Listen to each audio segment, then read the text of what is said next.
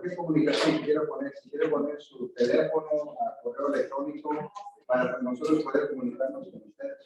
So, ladies and gentlemen, just want to let you know we have a sign-in sheet over there. We also have the agenda. So feel free to go back there to grab that. Any information you want to put, your email and your address and so forth, so we can contact. But again, you can put whatever you like. I'd like to let you know that we do have interpretation services. So there's audio phones over here. So you go ahead and pick that up so that if you don't understand English, you prefer it in Spanish, you'll be able to hear it in Spanish. Señoras y señores, tenemos para poder interpretar. Entonces, ahorita es la última vez que voy a hablar en español, voy a estar hablando en inglés, pero tenemos los audífonos acá para poder traducir. Entonces, si necesita oírlo en español, si ustedes pasan con la señorita Gilda y le va a dar un audífono. Okay? And for those of you who speak English and don't understand Spanish, we also have the audio phones for you, so that when somebody is speaking in Spanish, you can understand the English. So we're going to go ahead and get this started. My name is Gus Romo. I'm the Community Development Director for the City of California. And I'm going to go ahead and go into an agenda with you. Once everybody has it. And I'm going to start with the introduction. So I'm going to turn this over to our mayor, Mr. Marco Barcena.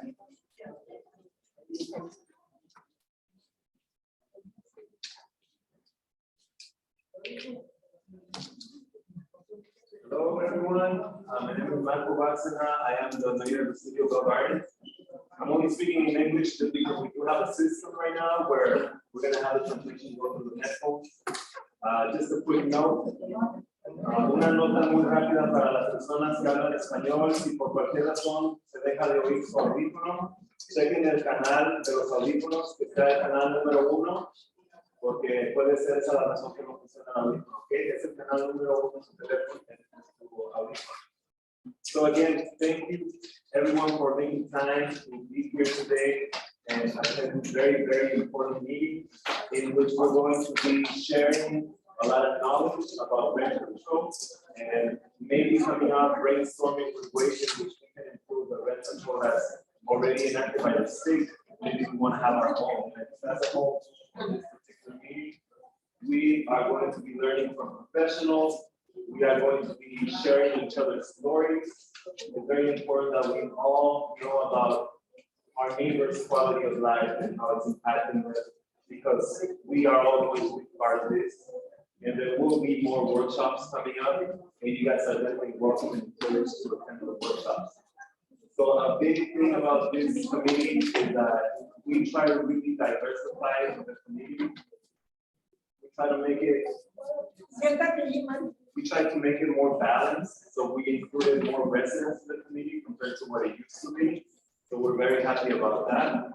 But as I mentioned, the most important part is that you guys are here today and that you're going to be able to voice your opinion, and there will be a time in the meeting to do that. There will be a time to ask questions, and there will be a time to share stories. So it's going to be a great meeting.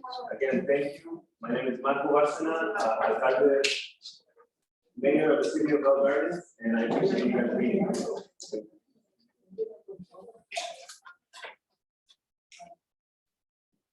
Ladies and gentlemen, we're going to try to keep everything moving so that we can get you out of here by 8 o'clock.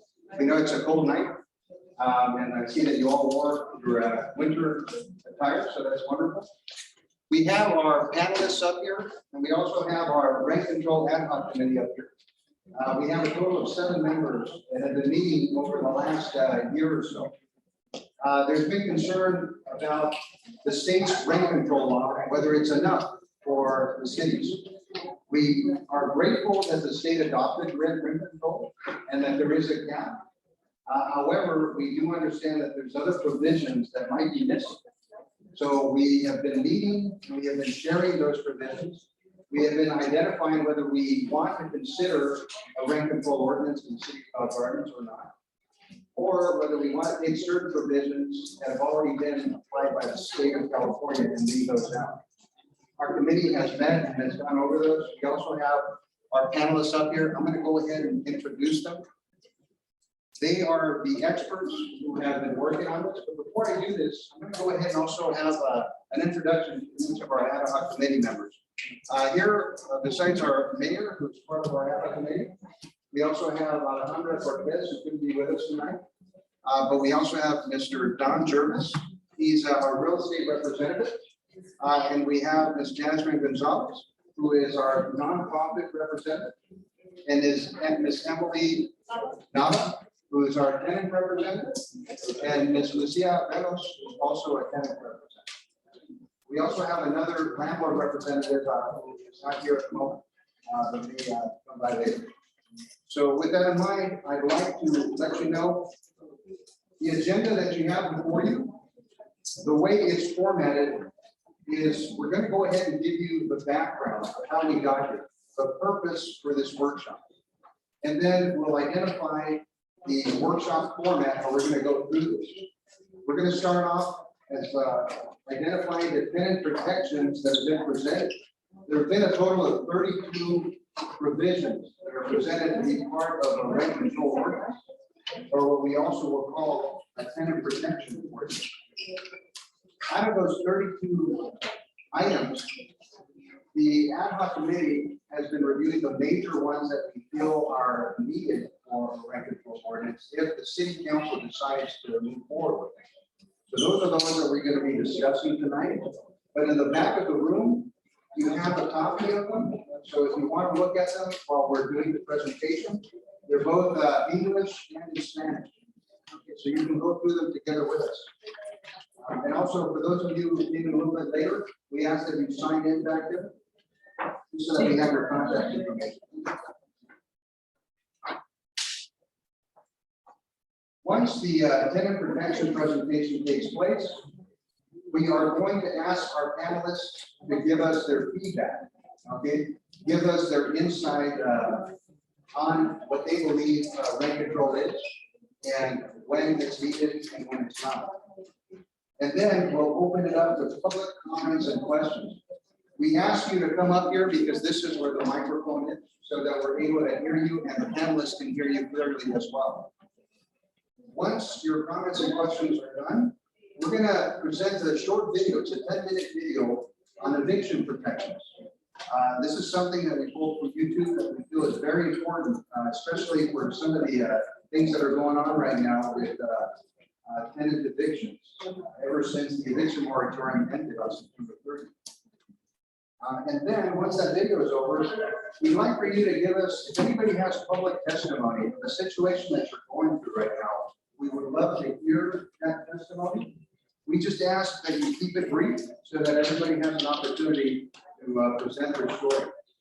That's different from the public comments and questions. Your story is just that, a story. You want us to know what you're going through. So after that, we'll identify the next steps. What's going to happen after this workshop? We're identifying at least one additional workshop for those that couldn't make it today.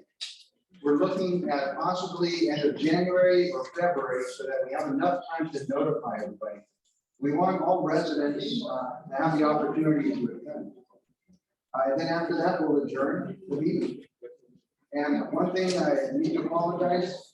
I heard somebody was going to buy pizza, but it didn't show up. So sorry about that.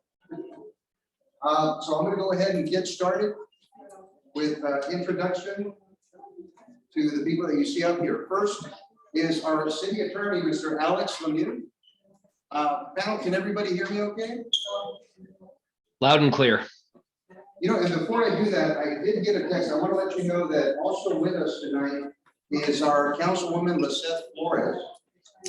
I wanted to ask Sal if there's any way that we can have Flores on the audio or on the Zoom. She just wanted to say a few words to you.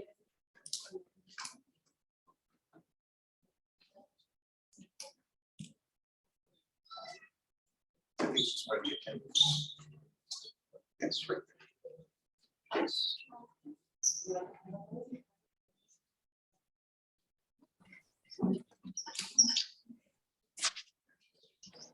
Can you guys hear me? Because I can't turn Oh, on there my you camera. go. Yes, Councilwoman Flores, go ahead. I'm not able to turn on my camera for some reason, but that's okay. Solamente les quería dar las gracias de tomar su Is tiempo there hoy. any way to raise the volume? Yeah. Give me 1 second, Councilwoman Flores. We're gonna have to raise the volume so everybody can hear you. Okay, thank you.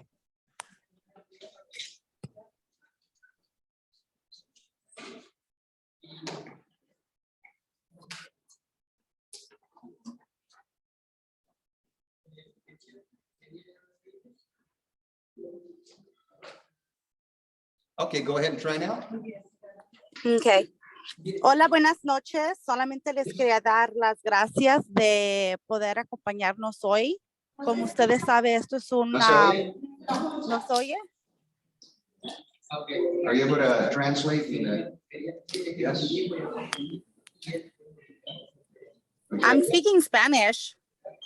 Okay, speak it in English because it's being translated into Spanish. Okay, so I just wanted to say hello, everybody. Thank you so much for being here with us today. As we know, this is one of the most important topics in our community.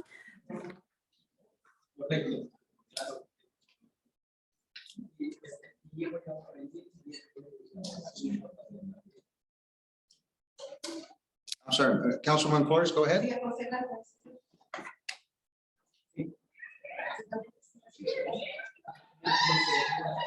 Councilwoman Flores, we cannot hear you.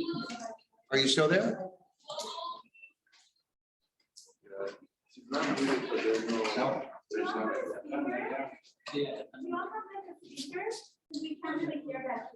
I'm sorry, unfortunately, because she's speaking from the Zoom. Is that how the other panels are going to be heard? Okay. How about if you put her on Zoom? Is there a way for her voice to be projected?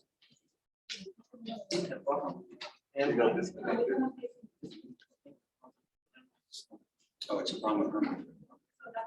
I apologize, Councilwoman Flores, but I think there's an issue on your microphone on the other end. But we'll bring you back towards the end of the workshop. Okay, look, sorry about that. So we're going to go ahead and go forward with our introduction to our panelists over here. Mr. Alex Lemieux is our city attorney. He's the one that's been looking at the tenant protection provisions that have been proposed by 2 of our nonprofit organizations. So he's going to be going over those provisions with you and explaining what they mean. And I'd also like to introduce our panelists. First, we're going to go ahead and introduce Ms. Katie Mckeon. And I have a quick write-up on Katie here that was sent to us. So Katie Mckeon is a staff attorney at Public Counsel, where she works with community-based organizations and also community coalitions to advance racial and economic justice through our community-driven planning and housing policies. Katie has worked with a number of community groups that have advocated for rent stabilization policies, including with groups that have launched ballot initiative campaigns, like in Mountain View and Burbank, and with groups that engage successfully with local city councils and boards, like in Los Angeles County and Culver City. Katie is a graduate of Stanford University and Stanford Law School. And Katie is over on the right side here. And second, I'd like to introduce Mr. Shane Phillips. Shane Phillips is the person that you see on the left side, left corner, on the bottom there. Shane Phillips manages the Randall Lewis Housing Initiative for the UCLA Lewis Center for Regional Policy Studies. In this role, he supports faculty and student research, manages events and publishes research, policy briefs, and education materials. His work covers a wide range of housing topics, including tenant protections, housing production policies, and government revenue and financing reforms. Shane is also the author of The Affordable City, Strategies for Putting Housing Within Reach and Keeping It, in which he argues for an all-of-the-above approach to housing policy and outlines 55 strategies for improving affordability and housing stability. It's published in a variety of outlets, including The Atlantic and the LA Times, and blogging occasionally at www.betterinstitutions.com. So welcome to you as well, Mr. Phillips. And then third, we have our panelists in the middle bottom there, Mr. Fred Sutton. Mr. Sutton is a Senior Vice President of Local Public Affairs for the California Apartment Association. He oversees the association's local public and legislative affairs efforts throughout LA County. In addition, Mr. Sutton manages public affairs in Ventura and San Bernardino counties, Santa Barbara counties. Prior to joining the California Apartment Association, Mr. Sutton served as the Director of Government Affairs for the Apartment Association of Greater Los Angeles, and previously served as a deputy to a member of the LA City Council. He holds a Bachelor of Arts degree in Political Science from the University of Arizona. Oh, Wildcats. Thank you for being here, sir. So let's go ahead and get started with our city attorney, Mr. Alex Lemieux. If you can pull out your sheet here, everybody grab this. This is the proposals for tenant protections in the city of Val Gardens. If an ordinance will be adopted, this is what's going to be considered. So for the sake of identifying the major ones, we put the first 5 major items on the first page, and the rest of them are additional items that have been proposed, other 27 provisions. So Mr. Lemieux, if you can go ahead and give us a little bit of background of what you've been doing, how we got here, and go over these items. Thank you very much, Gus, and thanks for the very warm introductions. It's great to be here and have a chance to speak to members of the community on this.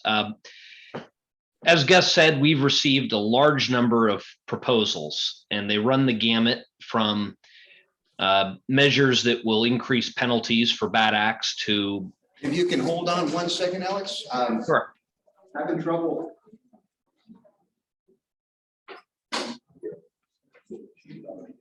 Yes.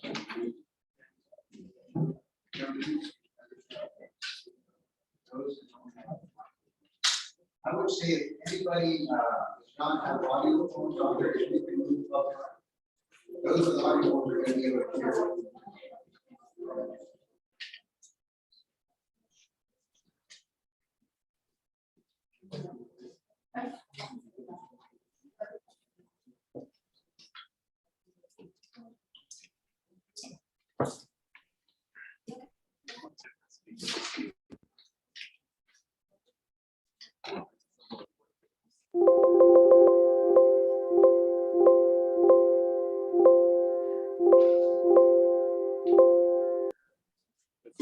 Keep pressing that.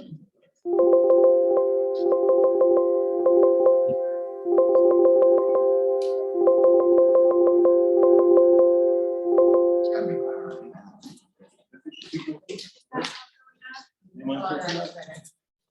You keep pressing it.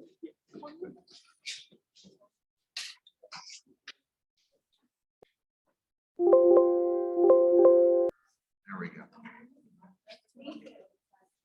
Absolutely. Alex, I think we've got the technicality fixed. Go ahead, sir. Okay, how do I sound now? A little better? Okay. Just go ahead and try to project your voice as much as you can. All right, I'll do my best. Let me know if you need me to speak up more. We have the 2 speakers set up. Is this okay? Yes. Okay, great. So we identified 5 of what we think are the key proposals that have been put on the table. There are others as well. Those are still being considered, but for now, I'd just like to address what we think are the 5 big items to be considered that would have the most effect. First is to lower the cap on annual rent increases. Currently under state law, as of 2019, every qualified unit has a cap on what the allowable annual rent increase is. And the way that works on the state level is the cap is 5% plus whatever the regional inflation rate is, up to a maximum of 10. And I think this year, given the inflation rate, it's a fair bet that we will hit the 10%. So there's a 10% statewide annual cap for rent increases for qualified units, which is apartments and things like that. The proposal would make a greater restriction on what landlords can do in terms of raising rent. And the proposal is to limit annual rent increases to once per year and to only 50% of the inflation rate, with a maximum of 3%. And I think this year it'd be fair to say that it would probably hit the 3%. So the difference is whether or not the maximum amount that a landlord could raise the rent would be either this year, for example, 10% or 3%. So the proposal would greatly restrict landlords' ability to raise rents for tenants. The second proposal is to expand the kinds of units which are covered by the rent control ordinance, specifically to cover all the legally allowable units, such as apartments, townhouses, duplexes, 2 or more single-family homes in the same lot, rooms in hotels, motels, rooming houses, boarding houses that are occupied by the same tenant for more than 30 days, residential units that are attached to a commercial building, mobile homes, and recreational vehicles. The current law has exemptions from that statewide rent control. Most importantly, single-family homes or condominiums rented by the owner, duplexes where the owner occupies one unit and rents the other out, and college dormitories, things of that nature.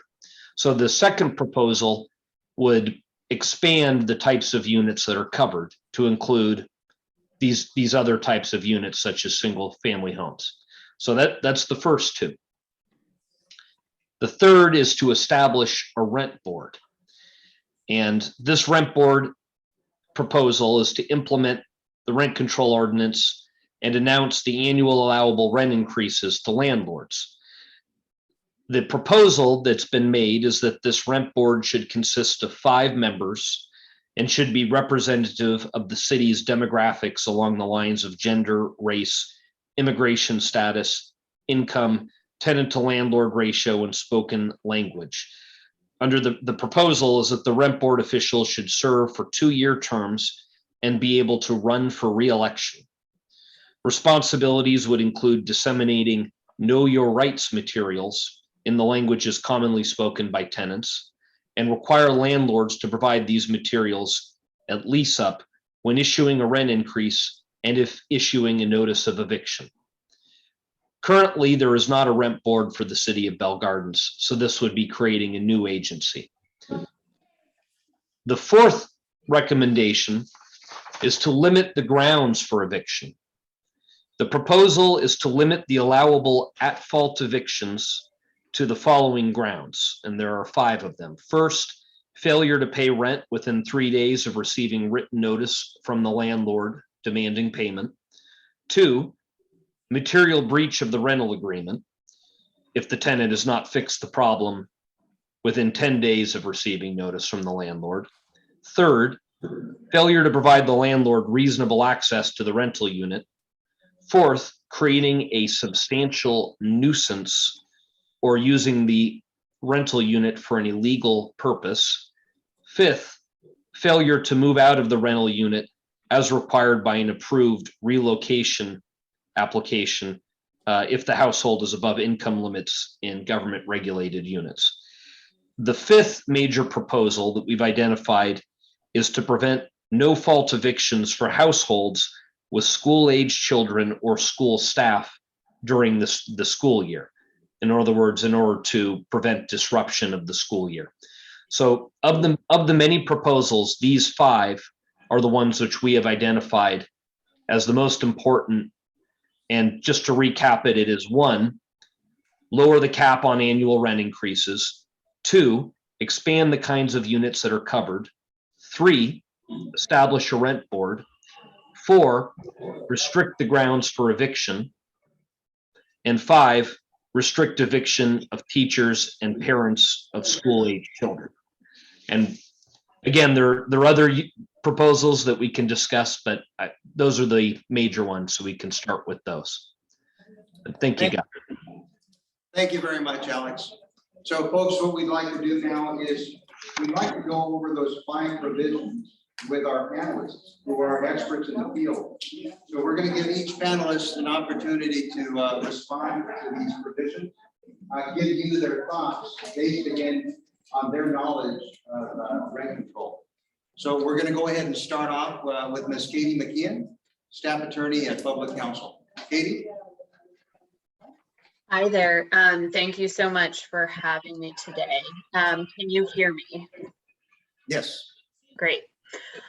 So just to give you all a little bit of background, as Gus was saying when he introduced me, I am a staff attorney at Public Counsel.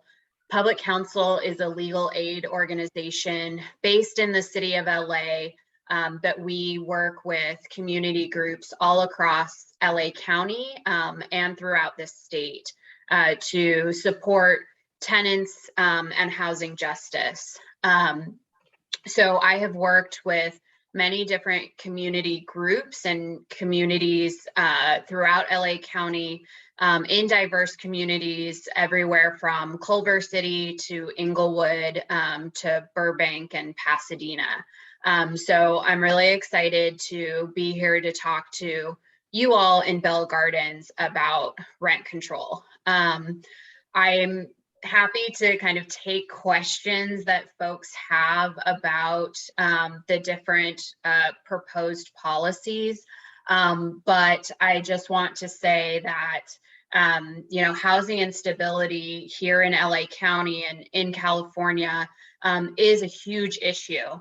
Rent control is a very important piece of the puzzle in order to stabilize low-income tenants. It is not the solution to all of our housing issues here in California. I want to be very clear about that. We need to be doing more to build affordable housing and to build inclusive communities where low-income communities of color are able to access all of the resources that they need to thrive. However, rent control is a very important policy that ensures that low-income tenants can stay in their communities while some of these other issues are being addressed. We know that it takes a long time to build affordable housing, to identify land, to get those units up and running. But rent control can stabilize tenants right now in their homes by limiting rent increases, by requiring that there is a specific reason before an eviction can go forward, and can provide tenants with some stability, knowing that they won't be priced out of their homes in the next 2 months, 3 months, or even a year. That stability allows tenants to invest in their kids' schools, to invest in their communities by participating in church groups, by coming to meetings like this, and working to really build stronger communities, because you know that you can stay here with regular rent increases, and knowing that you can't be evicted, really at a landlord's whim. So again, happy to answer any specific questions that folks may have, but I want to keep it short so that we can have a great discussion. So thank you. Thank you, Katie. And yes, there will be an opportunity to ask the panelists questions right after we hear from each of them. So next, we'd like to hear from Mr. Shane Phillips. He is a professor at USC, the Housing Initiative Protection Manager. So go ahead, Mr. Phillips. Thank you. Just FYI, not a professor. I'm staff here, so I'm not on the faculty, but do work on housing issues. And Katie actually said quite a bit of the stuff that I wanted to say, kind of this general idea that, rent control is not a solution in itself. The fundamental reason housing is so expensive in California is because we have not built enough of it ultimately, as our population has continued to grow and demand to live here has continued to grow. But that does not mean that it does not serve an important purpose. And I tend to think of it as something like a painkiller when someone is suffering from a debilitating disease. Painkillers are not a cure, and they come with risks of their own, but they still are important, and they perform an important function. They're a humane way to treat people, you know, as we are addressing the more kind of underlying causes. And I feel that's ultimately the case with rent control as well, if designed appropriately. A lot of the research that points to negative consequences from rent control rely on sort of the first generation of rent control, meaning rent control ordinances that have vacancy control, which means rents cannot increase even between tenancies. So when a tenant moves out or is evicted, the rent still cannot go up. Because of state law here in California, vacancy control is not permitted. We have instead something called vacancy decontrol, which means that when a tenant does move out, the rent can go back to market rate. The landlord can charge whatever the market will bear. And that ultimately means that's sort of their opportunity to make up any losses they might have suffered during you know, that one tenancy when rents were controlled. The other major kind of potential harm that rent control can cause is when it's applied to new housing. For a variety of reasons that I won't get into all the details, it really can discourage new production. And as I said, we do have to build a lot more housing. That is sort of the root cause of all of our problems. And so we wouldn't want to do something that would undermine that. But again, because of state law, at least as it stands right now, it is not possible to apply rent control to housing any newer than housing that opened in 1995, so 25 years ago. Other than that, I think, you know, I will say that the 50% of inflation per year or 3%, I think whichever was lower, it might have been whichever was higher. If it's whichever is lower, that is very aggressive, more aggressive than anywhere in the state that I'm aware of. And I think it's probably going a little too far in terms of the restrictions. I think the next closest might be Santa Ana, which has a 60% of inflation limit. But ultimately that is a decision to be made locally.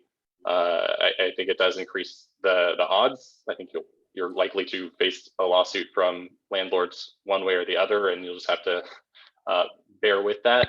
But I think it's, you know, worth pointing out that there's, if you're going to be the city that is leading in terms of the most strict rent control policy in the state, there is a risk there that going too far may backfire a little bit.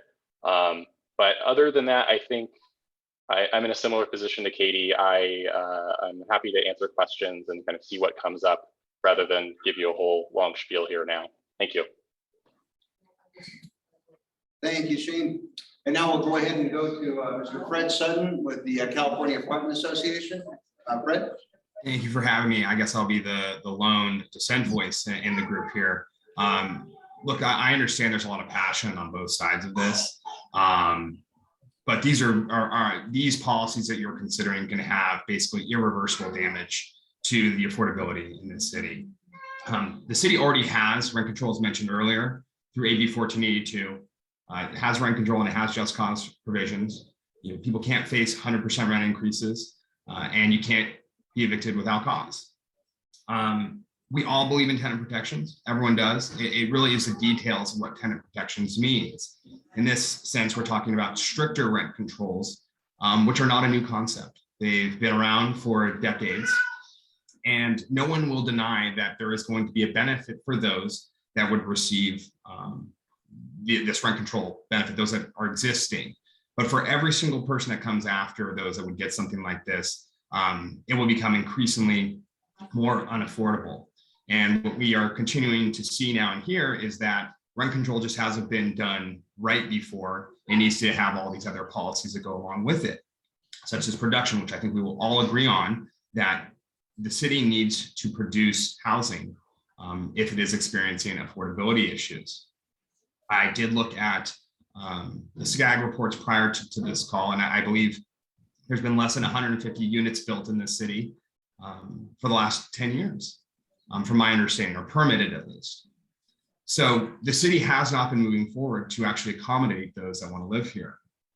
There have been a lot of studies on rent control during vacancy control, but I also point out that there is a more recent study, I believe it was 2018, may have been 2019, out of Stanford, which again showed what we've known for a long time, that rent controls will reduce the housing stock and ultimately increase rents. So if you have children, or if you have people that you want to come live with you and come move to your city with you, again, your children, if they're coming back from college, or if you want them to live here, a rent control program is guaranteed to make it more expensive for those individuals to get here.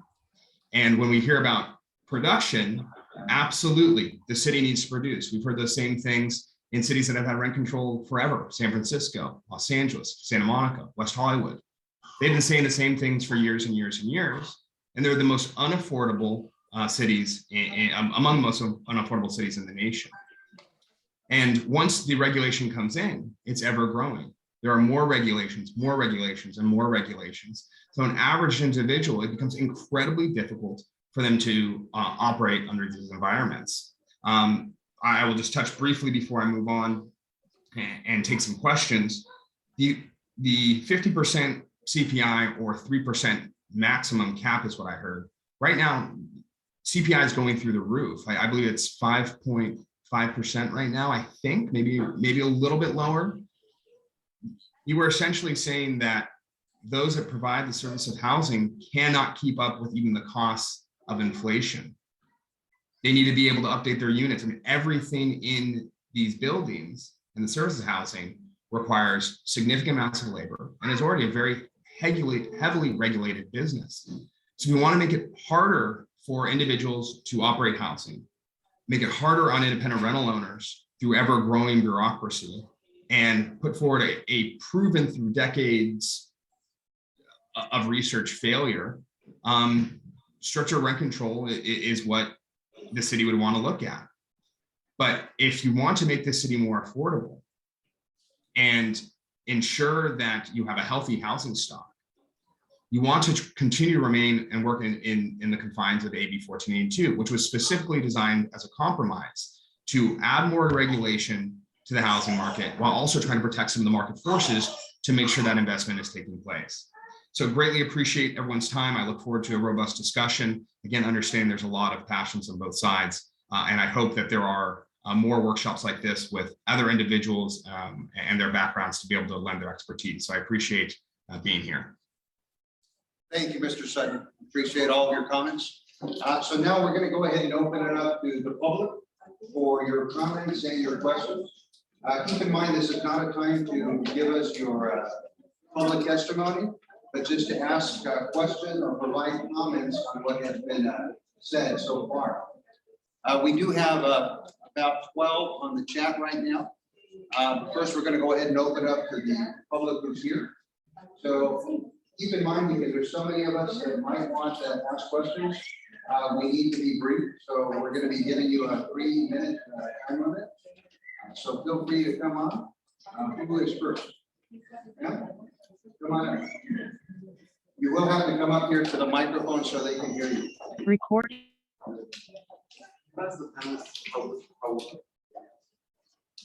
Panel, are you able to hear me well?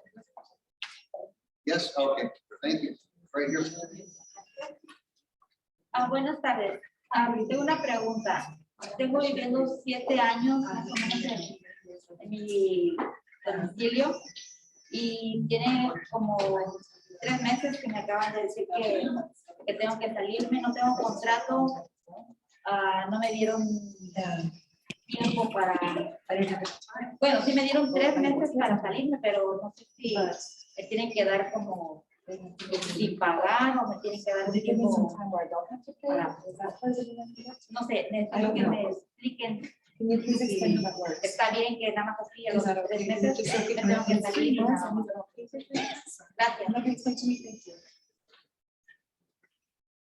Okay, who of the panelists would like to answer that question? Gus, I was not able to hear the translation on the Zoom, although it seems to have been activated. Can we check on that? able to, Yes, She's not alone. okay. I've always been on, were they on English? You are in English though, so you can hear the translation. Did you switch it over to English? If you go into, the easiest way is to, if you want to hear it in English and someone is speaking in Spanish, just go on the Spanish. Easiest. Okay, panel, what they're saying is the easiest way for you to be able to hear it in English is to switch it over on your chat. Are you know the little panel where it says translation down on the bottom? It's a globe. It's a little globe. So when somebody is speaking, if you can go ahead and turn that on to English, you'll be able to hear it in English. Yes, just click on Yeah, Spanish. they gotta finish the Spanish to hear the English. Click on translation. Spanish. Okay, so you click on Spanish to be able to hear it in English. It'll always be on if someone speaks Spanish. We can try to repeat the question or I can. Señora, nos gustaría que por favor repita su We pregunta. would like for you to repeat the question, please, and for my English speakers, Sí, acá. shake your head if you can hear me. Thank you. Thank you. So if you want to hear this in English, just click on the Spanish. It's always going to be available in English. If necessary. Very easy. A mis oyentes en español, vamos a escuchar en español. Buenas tardes. Tengo 7 años más o menos viviendo en el mismo domicilio y mi rentero, el dueño de la casa, me acaba de decir que tengo 3 meses para salirme. Entonces, no sé si tienen que darme un mes, aunque sea sin pagar renta, porque no se encuentra renta y están las rentas muy altas. Necesito que me guíen, por favor. Gracias.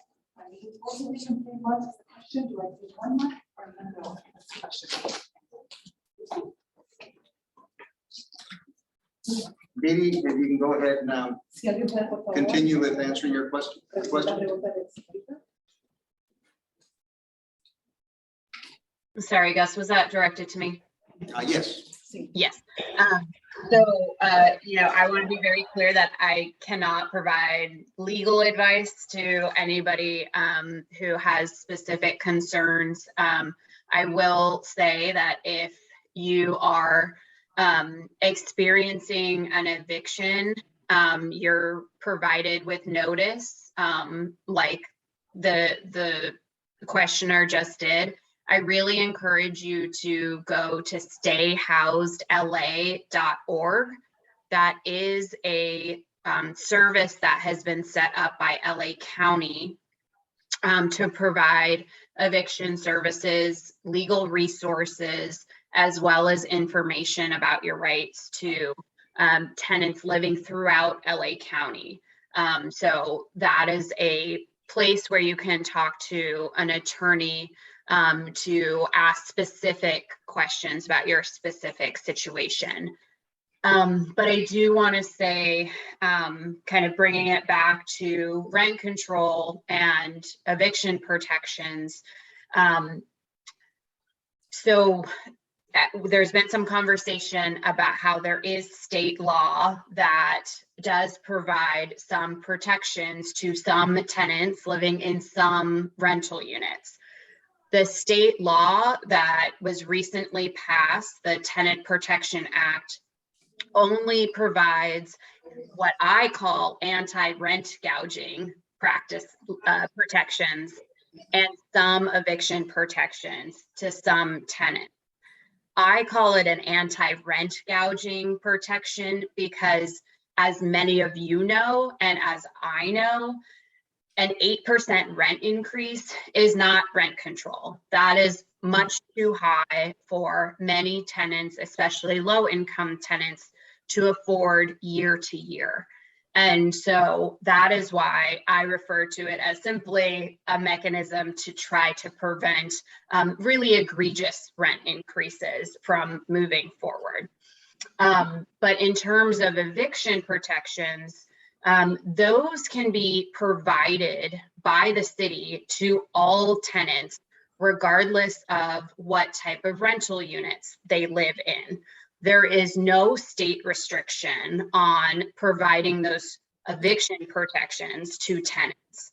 And so that may be a situation where the city could actually do more to help to help you, to help the questioner, depending on the situation. We really want to cut down on situations where landlords maybe arbitrarily ask their tenants to leave, and tenants who may have been there for years and years and need more time to find housing in this housing market. We need to provide them with more notice, potentially relocation assistance to cover the really high costs of picking up your life and moving, and finding another apartment or another housing situation. So there are things that a local jurisdiction could do in order to support tenants in this kind of similar situation. Thank you, Katie. We're going to go ahead and go back and forth between the public that's here and the public that's online, just to be fair. So on the chat, we have a start off with the initial question.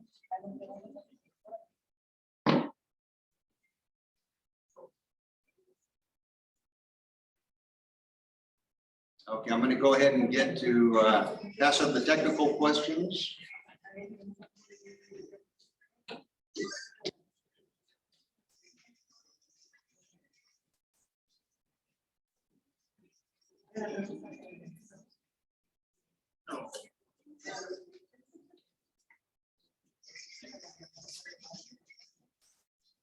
Okay, I'm not seeing so far any questions. Okay, there is a comment. Let me go ahead and state comment from Michelle. Not everyone is covered by AB 1482, so she believes that's a lie. Many people have no protections from eviction. There are a handful of other cities with a 3% rent cap in California, and Bell Gardens has the highest rate of poverty of all those. For the few who do not, or who do have state protections, 10% is already too much. People already cannot afford their rents. There are a handful of other, oh, I'm sorry, that is the same one. There are a handful of other cities with a 3% rent cap in California. I believe that's a repetition of that question. So who would like to field that? I'm happy to discuss a little bit about it. You know, I don't know if this is really going to go to how you really want to do this, but I just want to reiterate that 10% or 8%, that's an allowable increase. That's not a guarantee of an increase each year. And I know many housing providers. I know many of you have lived with housing providers that have not raised rents for many years. And if you get an 8% increase after not having your rent raised for 5 years, 6 years, that's not any type of gouging by any means, in my opinion. As it relates to the coverage of AB 1482, that is all multifamily is covered by it. I think we're speaking more specifically about single family homes in the instances of what's not covered under some of the just cause provisions. However, the rent control items that this city would look at cannot be applied to single family homes. So AB 1482 covers all multifamily, everyone that's in a multifamily unit, to that individual that is going through some items right now. I don't know if you live in a multifamily, and I don't know your exact backstory. But if it's if you live in an apartment building, you absolutely are covered under just cause protections from the state. That's what I would address from what was just said. And anyone else obviously on the panel can weigh in on their thoughts on that.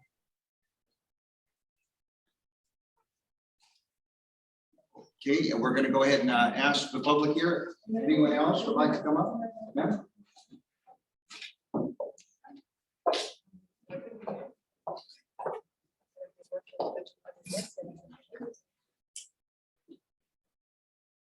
Buenas tardes, mi nombre es María Hernández.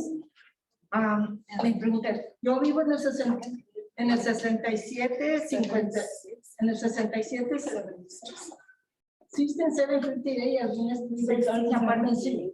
Ok, mi pregunta es, nos están subiendo demasiado la renta. Este mes nos dieron el aviso de $95, que ya casi son $100. Yo estoy y ya no podemos pagar más porque la situación económica como está, no ayuda para nada. Y entonces, pues no sabemos ya ni qué hacer. Y sí, yo tengo 40 años en ese lugar donde vivo y no podemos ya dónde ir porque ya es demasiada renta. Y mi hijo es el que, yo vengo en el nombre de mi hijo, porque no pudo venir, pero todo, pues no sé cómo nos pueden ayudar. Y es lo que pasa, que suben la renta y no quieren arreglar nada. Los apartamentos están cayendo las escaleras.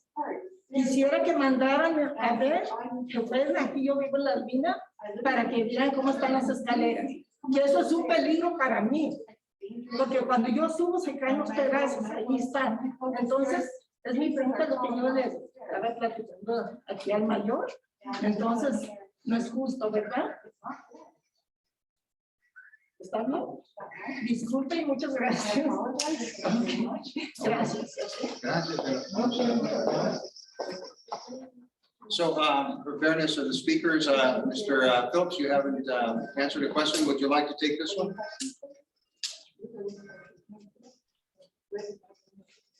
Sorry, I'm having to switch between the translation here. I don't have anything to add to that specific question. I think Katie's advice is probably, to the first speaker, is probably the best advice that I can offer in this case as well. You know, specific cases of lack of repairs or rent increases that might exceed the legal limit, which may be the case for this renter. I think seeking out pro bono legal advice is probably the right approach. But Katie, if you have more specific thoughts on that, please feel free to add to them. I think Fred beat me to the punch on the hand raise, so I'll let him go and I can follow up. I do think when it comes to the falling apart, absolutely you need to live in safe and sanitary conditions. And I assume that the City of Bell Gardens already has a robust complaint-based response. And anyone that is not fixing their items, and not fixing the units on complaints, that's also illegal. They need to be fixing, and you need to be living in health and safe living. So I also encourage you to contact code enforcement in addition to that. And if Bell Gardens doesn't have that, I just find that to be a separate issue than the rent control issue.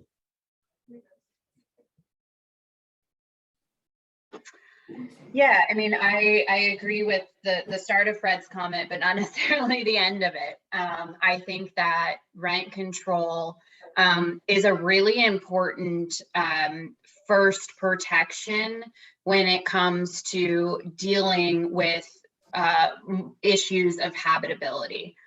So we need to ensure that landlords are holding up their side of the lease, which is what Fred said at the beginning of his comment.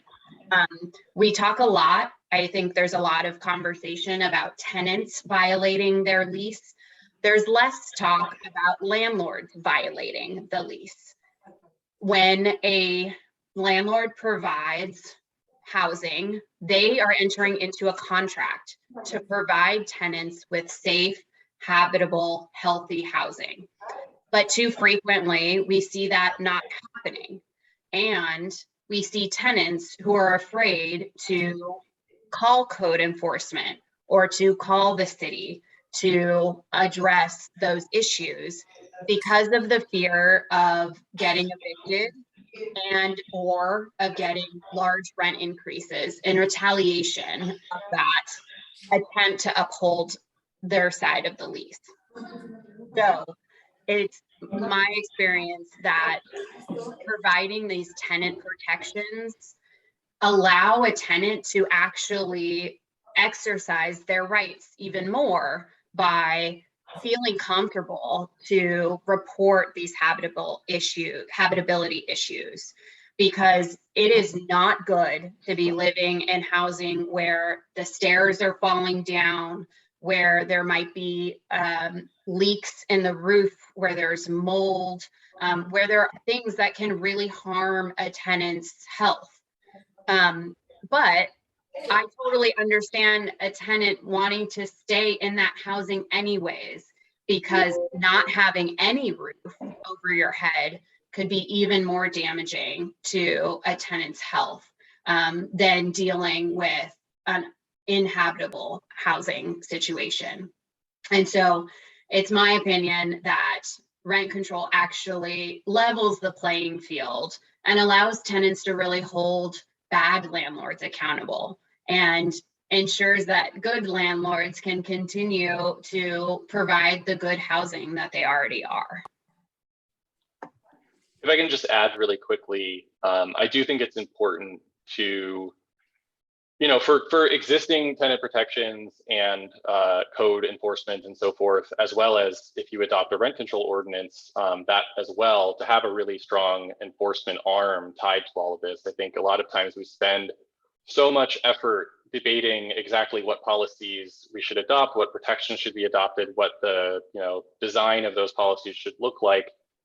And then we enact them and don't follow through with the enforcement. And a lot of it gets kind of ignored or in many cases, abused or what have you, where tenants don't realize what their rights are and, are told, you have to leave in a month or we're going to raise your rent by 15%.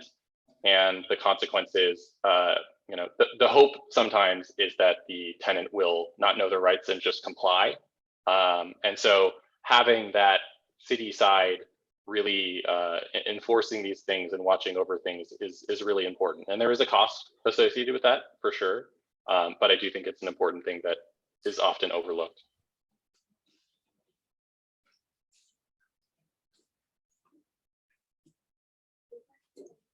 Okay, panelists, thank you very much.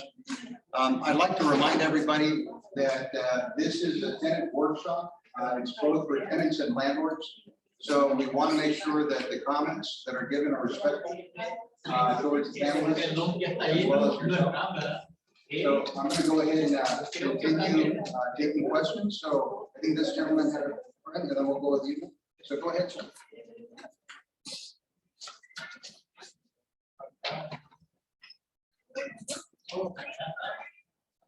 Can I speak up? Yes. I have pretty much the same question like the first one. Where I live, we have 20 years living there. So the thing is, the owner, he passed away already. So his daughter takes those apartments over, and my neighbor, he takes. 1 second, sir. Excuse me, if we could please keep order. There's a person talking right now. Thank you. So my neighbor, he received a letter from the owner saying she gave 3 months to get out because she wants to supposedly remodel those apartments. And she says he is the first option to come back to the apartments, but she wants to increase the rent from 1,000 to 2,300 straight up. And I hear the comments, so she started with him, my neighbor, and we are next.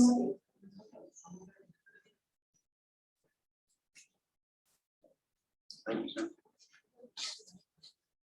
Okay, so I think we'll continue in the same order we had. Katie, Shane, and Fred. So go ahead. Yeah, so if I was understanding the situation correctly, it's an issue of tenants being displaced in order to update or rehabilitate, housing units. And I think there's a balance there. It is important, like I was just talking about in my earlier comment, that landlords hold up their end of the lease and ensure that there are rehabilitation, there's updates that are done to the unit when needed. However, we also see a lot of situations where a landlord says that they want to do substantial rehabilitation to the unit, And they throw on a coat of paint and bring in much higher paying tenants as a result. And that is one of the biggest critiques of the state law of the Tenant Protection Act, that there are no real guardrails around a landlord using the substantial rehabilitation just cause reason. And so we see landlords saying that they want to do upgrades to the housing unit, but they are cosmetic or they're not necessary. And it's really an excuse to kind of move out tenants who have been in that unit. And so this is another spot where a local city can provide more guardrails and can actually monitor that rehabilitation a little bit more closely to ensure that the landlord is doing what they are supposed to be doing in terms of keeping their units up to code and safe for tenants, while also protecting tenants from evictions that may just be an excuse to try to get somebody out of that housing unit. Yeah, so I'll stop there. Yeah, I do think that the a $1,300 a month rent increase, the amount of renovation you would have to do to actually justify raising rent by that amount is mind-boggling to me, and it strikes me as unlikely that that level of essentially structure, you're like rebuilding the building at that point. And so it seems unlikely that that's actually the sole reason. And I think this case is really an important example of why we have the Tenant Protection Act in the first place, to address these more egregious cases. And it illustrates, you have a case where someone bought a building, their parents bought it 50 years ago, 30 years ago, whenever the parent passes away, the child is just inheriting this. They've already had this windfall of now they're an apartment owner, and they're just maximizing their own gain from it at the direct expense of tenants. And so there's a clear imbalance here. And I think Katie said this as well. There is a need for some amount of balance where, tenants are paying for some share of repairs, but in particular, because vacancy decontrol is the law of the land, and landlords can eventually raise rents when tenants do move out willingly, that is when they are able to recoup these costs. They can wait. And in the meantime, they can do the necessary repairs. And the reality is that rent control and vacancy decontrol do give landlords an incentive to want their tenants to leave. That's just a natural consequence of this law, but it doesn't give landlords the right to try to push them out through any means. It does mean that they're unlikely to provide more than is legally necessary, and that's just a trade-off that's made. But providing the legally mandated, health, safety, quality requirements is certainly something that they should be held to regardless. Based on the individual's comments, it sounds from what he said, it's quite plainly illegal. AB 1482, if he lives in an apartment building, AB 1482 is very clear about when you can engage in this work.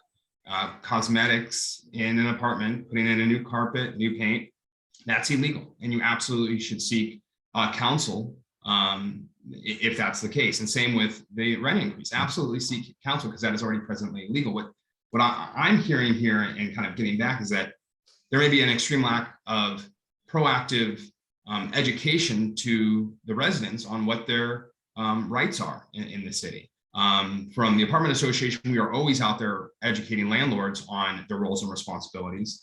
But this is something that, again, just the story, I don't know the back details, so forgive me, but just that story, it's already illegal. And again, I'm hearing more of a code enforcement issue.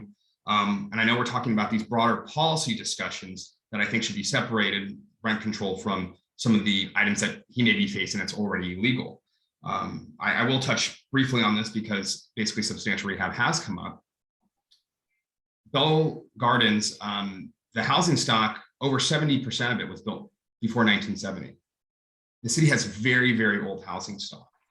You need, yeah, I wish buildings were built to last like the pyramids, but they need to be rehabilitated. There are buildings that have knob and tube. There are things that need to be fixed in these buildings.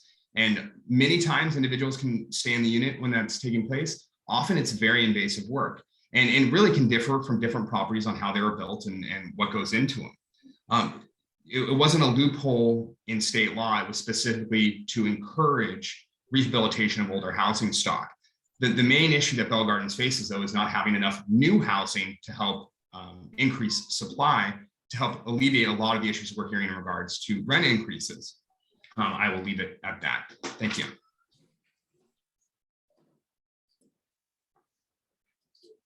Thank you, panelists. We're going to go ahead and go on to our next resident here.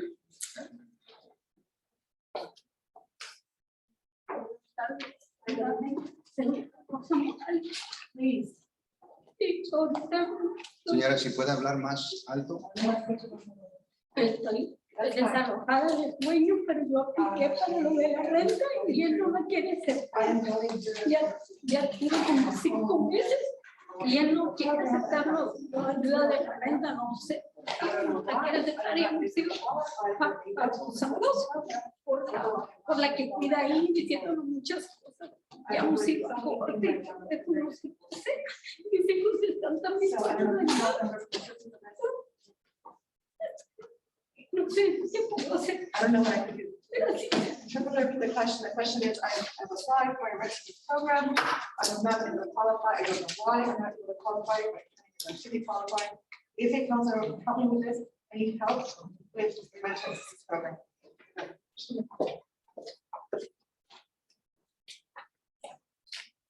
Okay, I think I'm going to go ahead and answer this one for the panelists.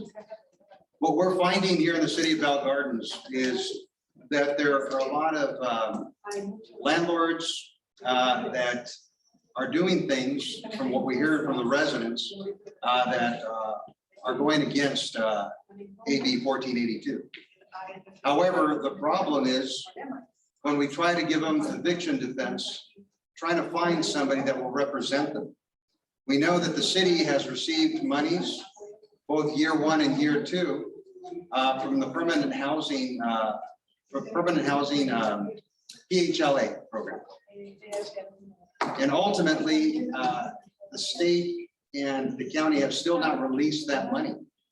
So we've got certain monies set aside for eviction defense, yet we have nowhere to send the residents. So if anyone from the state or from the county is hearing this, we need you to release those monies so our residents can take advantage of eviction defense. So what's happening here, ma'am, to answer your question, we understand what you're going through. There are some legal things that you can do. We can put you in contact with the Legal Aid Foundation of Los Angeles. If anyone, any of the panelists know of any other resources out there to be able to send residents to, please let us know. Katie, I know you're with Public Counsel. Anything you can add? And I will again just say that Stay Housed LA is the main resource right now, and all of the legal resources are being plugged into that main website right now. That includes the Legal Aid Foundation, LAFLA. It includes my organization, Public Counsel. It includes Neighborhood Legal Services, as well as a number of other smaller legal aid organizations. But I want to reiterate, there are not enough resources out there right now. There needs to be more resources being released by the state and by the county to provide not only free lawyers, but also doing some of this education that Fred has mentioned, that Shane has mentioned, to ensure that we all know what our rights are, whether we're a tenant or a landlord, and what our obligations are in both of those spaces as well.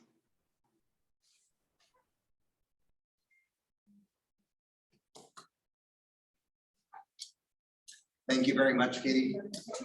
We have another question on the chat. Let me go ahead and go to that.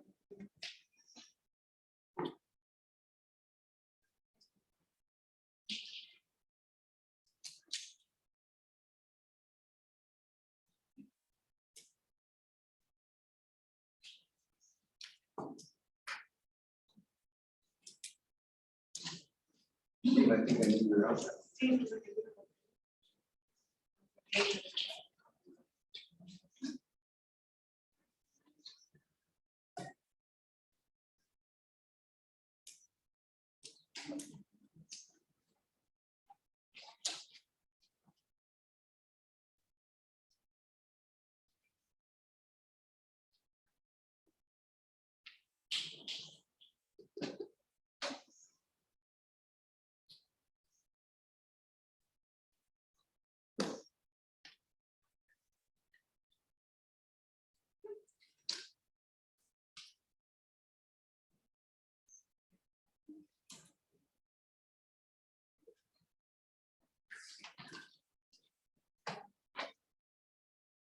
Okay. The question here is, okay,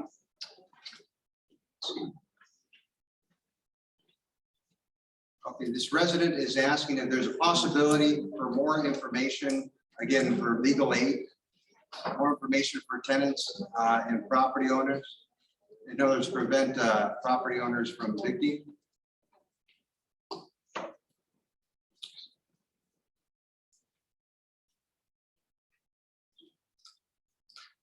They're asking again for support, legal support, to be able to have those resources. But again, the question comes back, as the panelists were saying, we have limited resources.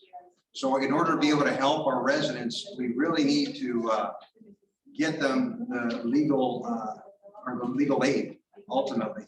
So if the tenants continue in the same process, would you say, anyone in the panel, that they just stay on with their rent? In other words, stay in there without being harassed to be removed, and then follow up? Because ultimately, if the eviction moratorium is gone and now they are facing evictions, they have to be ultimately just cause evictions, right?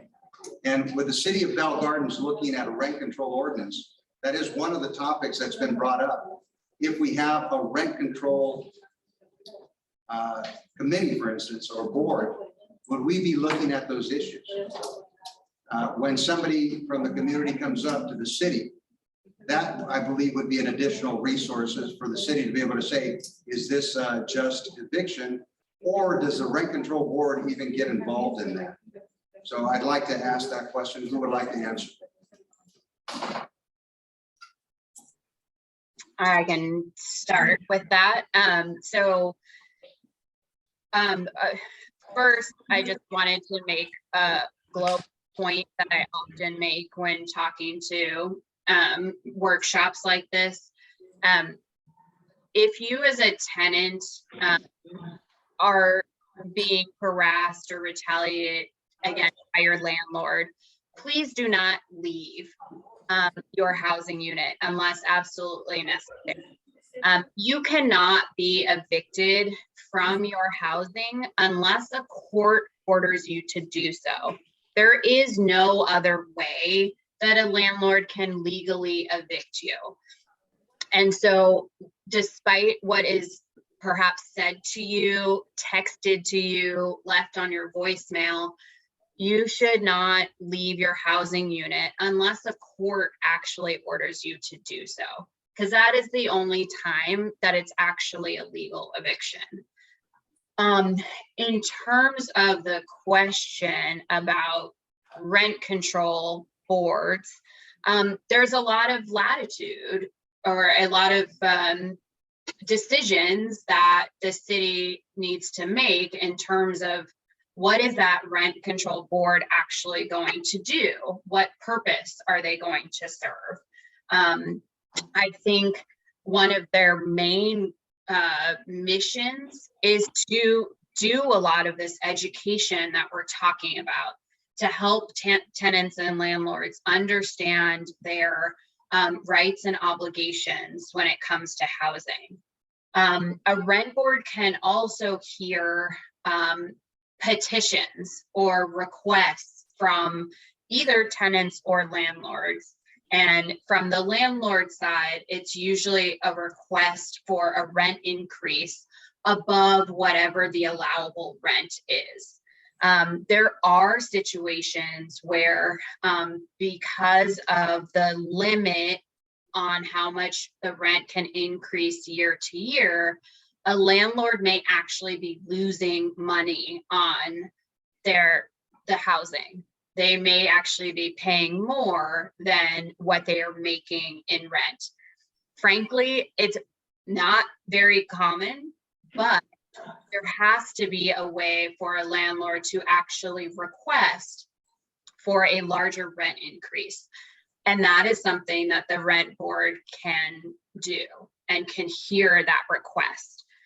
They can also hear requests from tenants who say, my landlord used to give me parking, used to provide on-site laundry, used to provide a pool, and now they're taking away all of these things that used to be part of my rent. I should have a rent reduction.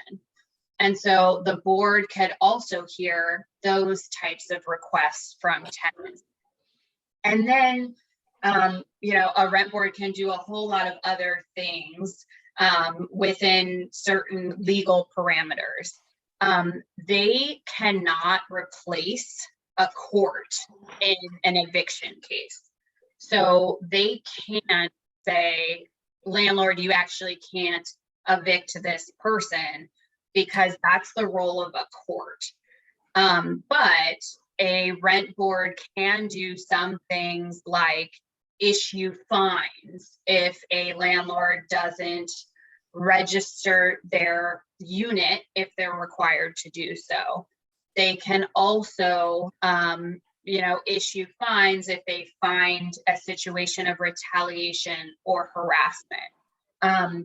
So there are a lot of different things that a rent board can be given the power to do, but a lot of those are policy choices that the city will make if they adopt rent control, or can be made in a ballot measure if there's a group or set of people who want to try to put rent control on the ballot to be approved by the residents of the city. Thank you very much, Katie. Our mayor has a question for the panel. Hello, everyone. This is a question for Shane and Katie. Katie, I have in my notes here that you mentioned that 8% is much too high for a community like ours. Obviously, we live in a community that's very disadvantaged, very low income community. So I see where you're coming from. However, I also heard Shane provide the following comment in regards to item number 1 on the proposed rent control on this sheet, which is 50% CPI with a floor of 0%, a ceiling of 3%.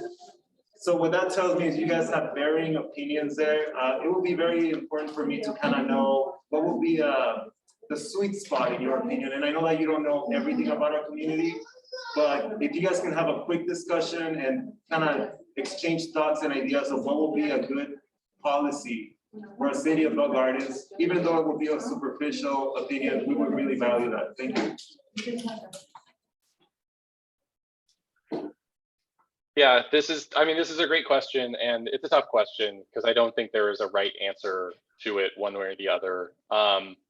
I think, as a starting point, I think just setting the allowable increase cap at the inflation rate every year is a reasonable starting point, just as to assume that the housing costs and the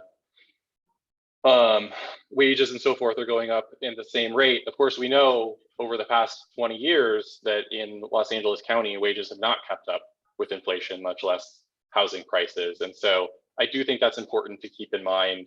But there is just that balance of, you really don't want costs on the landlord side to be escalating so much faster than rents, even if they are ultimately able to recapture much of that eventually when the tenancy changes. So whether it's 70% of inflation or 80 or 100%, these are significant reductions relative to what AB 1482 provides for.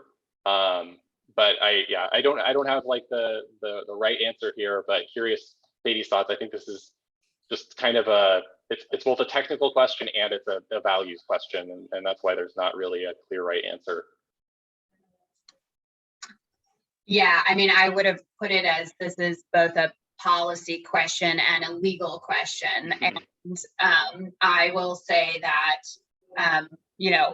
in terms of policy, it is not that far off from some other jurisdictions and where they have set their rent increase. We have San Francisco and Santa Ana at 60%. We have 60% of inflation. And Santa Monica, I believe 75% of inflation. And so it's really not too far off of that.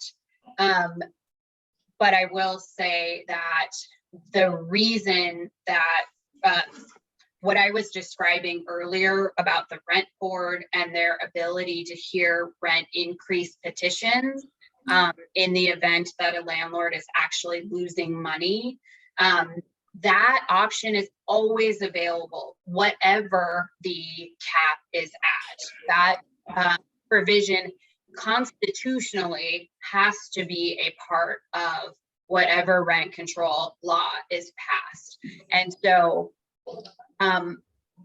understanding how much property values have risen in the past several decades, understanding how much rents have increased in the past several decades, and understanding how little wages have risen in the past several decades. The housing market really is out of whack. And so trying to understand how do we implement a rent cap that is actually going to protect tenants while ensuring that landlords can still make money on property that they may have owned for many decades and have already paid off the mortgage.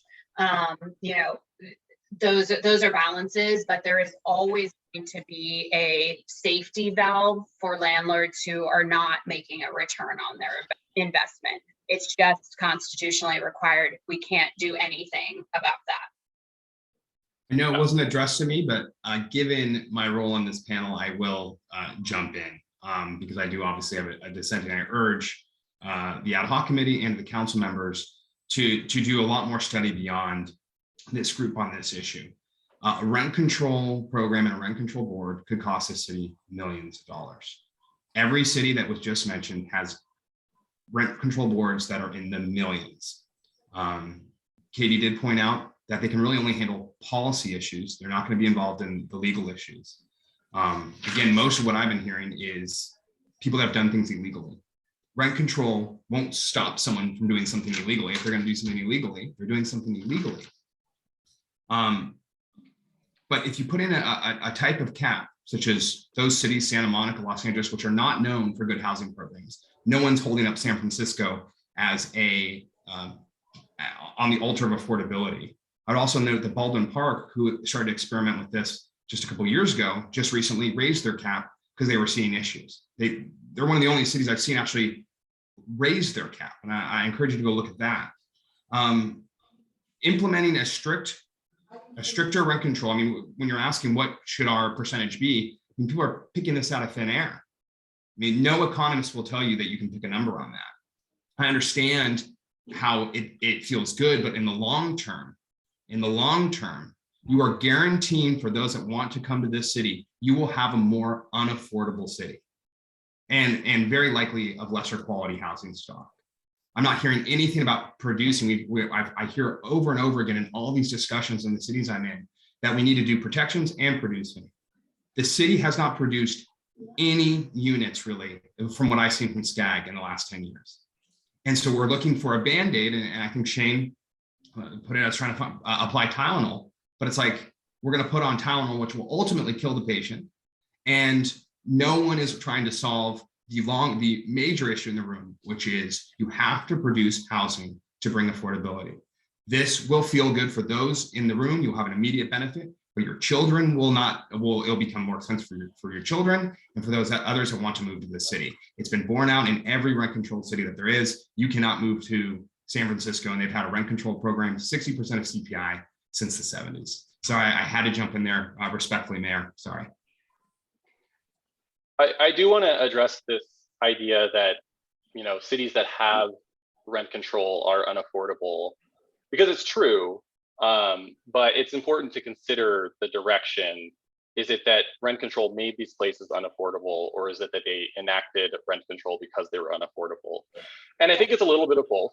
But if you look historically, a lot of the cities that have rent control today and have had it for decades in California, they downzoned their cities very dramatically, limiting the production of housing in the early 1970s.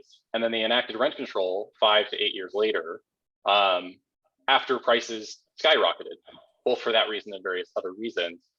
And so, you know, I think it is important to think about the consequences, but I think ultimately all of the negative consequences, I mean, I will say, when I got into housing for the first few years I worked in housing, I did not think rent control was a good idea. And the more I've learned, the more I've realized that the harms that can accompany rent control are a byproduct of not producing housing. And you can produce housing with or without rent control, or you cannot produce housing with or without rent control. And as I said, because vacancy control is not permitted and rent control on new housing is not permitted in California, the potential kind of undermining of production is much less likely here. And just to take Los Angeles as an example, Los Angeles should be building much more housing than it is, but it is also building much more housing than anywhere else in Los Angeles County, not just overall because it's a big city, but per capita. And it has had rent control since 1985, I think.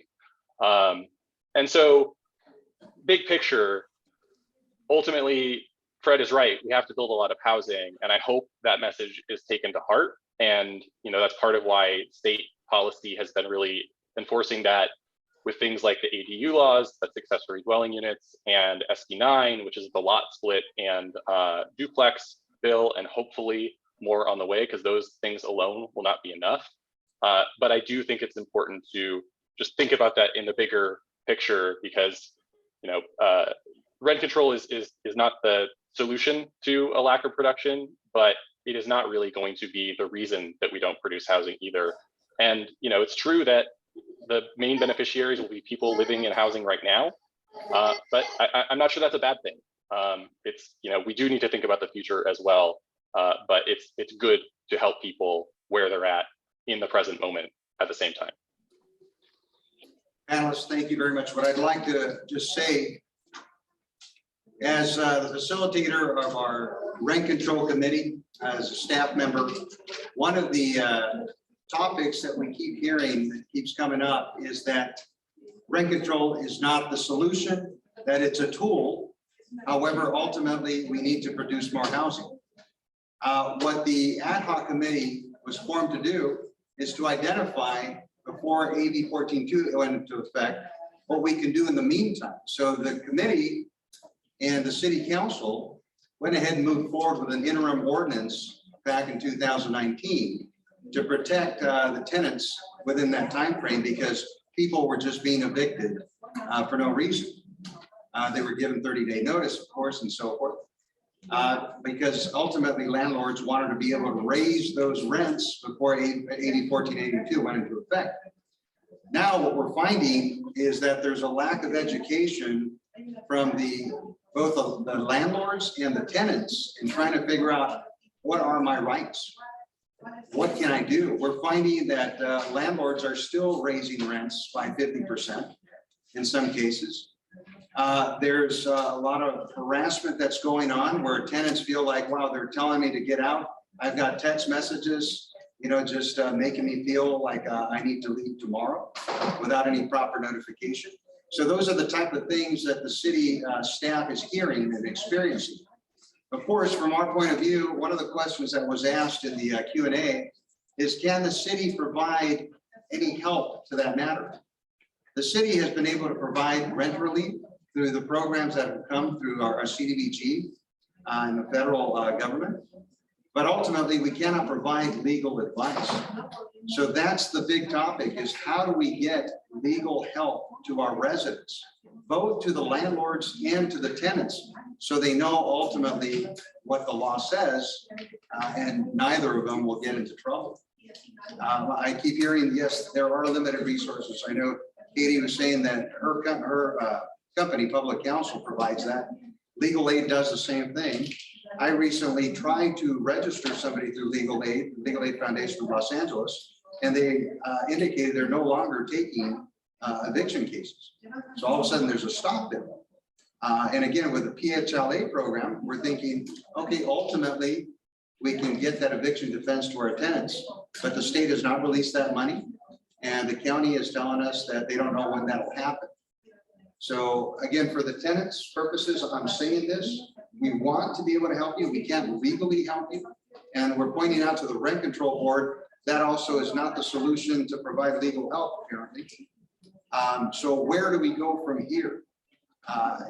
We have to continue to look for other solutions. City Council will be asked to consider a rent control ordinance. There's 5 major provisions that Alex Lemieux, our city attorney, has identified that could be valuable. However, we're also looking at 27 other provisions that have been requested by a couple of nonprofits. We want to make sure that we identify the provisions that the state already covers under law and those that are not addressed. And that's why we kind of separated these and are focusing on these 5 major ones. So I wanted to go ahead and just provide that as a comment for the benefit of our residents. I'd like to ask our residents, if anybody else would like to come and speak, go ahead.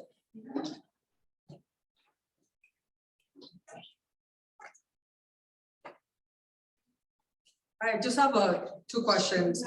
If you can explain to me what number 1 actually means. For example, I did call the Business and Consumer Bureau, and that's correct, for this year. And they told me that the CPI for this year was 3.6, and AB 1482 allowed for a landlord to raise 5%. So that meant 8.6, if I'm correct.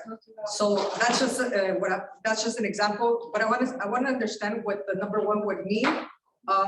Let's say if it does pass through. Does that mean that the CPI if it would have been 3.6, does that mean only 50% of the 3.6 would be allowed? And then anything from 0 to 3% can be allowed as a normal rental increase? Yeah, as I understand it, so just to be clear, Mayor, it's half of CPI or 3%, whichever is lower, right? And if that's the case, if it was 3.6% CPI for the year, or the inflation rate is 3.6, then rents could be raised a maximum of 1.8%. If CPI was, say, 7%, half of that would be 3.5, but because of the 3% cap, that would mean that 3% is the limit. So once you get beyond basically 6% inflation, the rents cannot be raised more than 3%, no matter how high inflation goes, is essentially, that's my understanding. And Alex, go ahead and chime in if you like. I've had the same interpretation of this proposal as Mr. Phillips. I think that you can get to 50% of CPI. So if the CPI is, let's say, 4%, that lets you do a 2% increase. But like Mr. Phillips said, if you get above 6%, which we might be right now or very shortly, then essentially you're just hitting that ceiling of 3%. You can't go beyond it. That's been my interpretation. Of course, that's just the proposal. The council is free to come up with other details. For example, it's possible to impose a general rule on limiting rent increases while allowing landlords a right to a hardship petition, for example, or something else of that nature. So there are different ways to build the mousetrap. And question number 2, number 5, it says restrict eviction of teachers and parents and students. So does that mean number 5 kind of takes over, let's say, number 4? So that means, let's say, for example, if a tenant is not paying their rent, and they get the 3-day notice, does that mean number 5, if it's a teacher or a child in school it doesn't say an age, so I'm guessing under the age of 18, that means that you cannot evict during the school year? So maybe this question is best directed to Ms. Mckeon. I've used the language that was in the proposals that were given to the city. The language they use is preventing no fault evictions for households with school-age children or school staff during the school year. So I interpret that to mean that an at-fault eviction would still be permissible. For example, eviction for non-payment of rent, or in a situation where the tenant is engaging in illegal activity or nuisance activity, that would still be allowed. No fault eviction refers to situations such as owner move-in, or what's called an Ellis Act eviction, where the landlord is choosing to take the property off of the rental market altogether. Although I suppose, come to think of that, couldn't be regulated on the local level. That's my interpretation, is it's only no fault eviction and not at fault eviction. Maybe Ms. Mckeon has a comment. That is exactly how I understand what could actually be done legally. With just cause eviction protections, there's typically 2 categories. So the at fault category of reasons why a landlord could move forward with an eviction, and that's when the tenant actively does something such as failure to pay rent, violates their lease, there's criminal activity in the housing unit. But then there's also a category of evictions that are no fault, meaning the tenant didn't do anything to get the eviction notice, or at least didn't do anything on the face of it. And some of these reasons are required by state law. So as the city attorney just mentioned, a landlord has to have the ability to stop being a landlord, to actually go out of the rental housing market. And in that situation, they would be able to evict the tenant and then, move into the house themselves, tear down the house to build something else, something like that. But this is the policy in San Francisco, where the city of San Francisco said, landlords, you can't move forward with an Ellis Act eviction, which is an eviction due to no fault of the tenant during the school year, because there's a ton of research out there about how housing instability evictions affect school-age children negatively. And so the city of San Francisco says you can go forward with an Ellis Act eviction, but you have to wait until the summer, until the school year is over, to try to minimize that damage to school children. So that would be, in my legal opinion, what would be able to be done with regards to 5. I think there are also, Katie, maybe you know this, there are some special, like you have to provide more notice for seniors and various kinds of rules like this, where it doesn't prevent it from happening at all. These at fault or no fault evictions, usually through the Ellis Act, but it gives kind of protected groups more time to prepare for them, basically. No, just quick comment. Yeah, I'm not an expert in rent control. I'm learning like everyone else here, and I do live in the community. But I do see rent control as far as the percentages in different cities. And it is kind of scary to think like, I mean, if we have a very strict rent control, then I feel like it also forces landlords to raise up the rent on a yearly basis. And so it's something that I think the board and as far as the community, we really need to come up with, like you said, a sweet spot that kind of helps landlords and renters at the same time. Because yeah, we don't want to be the most strictest either, because I don't, you know, landlords, they are going to want to raise up the rent on a yearly basis, and then, you know, so thank you.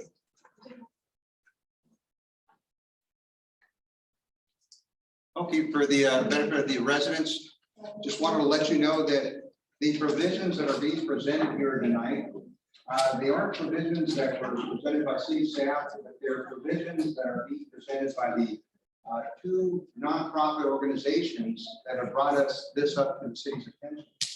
So we've gone through the 32 proposals that the nonprofits have presented to the city, and our ad hoc committee has broken those down and has determined which ones are the most important ones to go after. But ultimately, it does not mean that we're not considering all 32 and that we're only focusing on 5.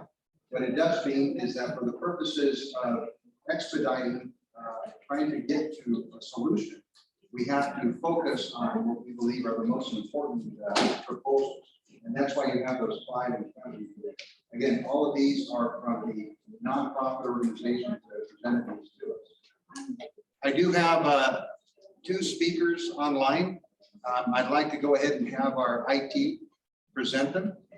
By the way, panelists on the chat room, feel free to continue your conversations with any resident that is asking a question or making a comment.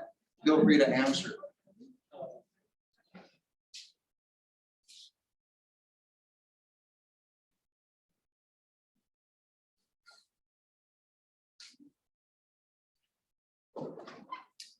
Go ahead, Doris.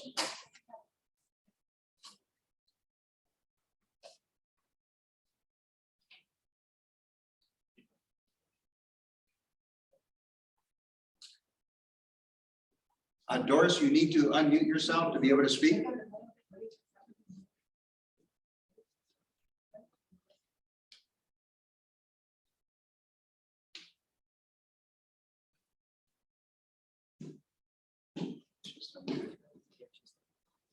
Doris, you are still muted. You need to unmute yourself to be able to speak.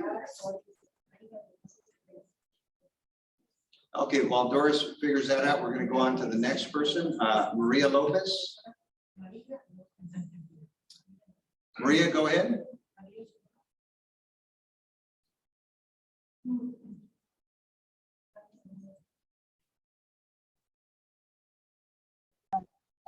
¿Aló? Okay, we can hear you now. Go ahead, Maria. Sí, buenas noches. Estoy viendo que nuestra ciudad de Bell Garden tiene mucha situación muy difícil con todo lo de desalojo, con todo esto. Mi pregunta es si el alcalde y todos los trabajadores de Bell Garden tienen la posibilidad de ofrecernos el apoyo económico, como lo han dado porque han tenido programas, pero más también necesitamos el apoyo de información directamente de la ciudad, de abogados. La verdad, la situación en California está bien difícil. Admiro a todas las organizaciones que están dándonos apoyo, pero realmente están saturadísimas. Si ustedes tuvieran el poder de ayudar directamente a todas estas situaciones, ¿lo harían? Es una pregunta para todos los de la ciudad de Bell Garden, porque realmente sí se necesita. Estamos pasando por una situación difícil que es el coronavirus. Nos estamos restaurando y todavía nos está pasando eso. Por eso es mi pregunta. Si ustedes tuvieran el poder de ayudarnos más directamente con todo esto, ¿nos ayudarían?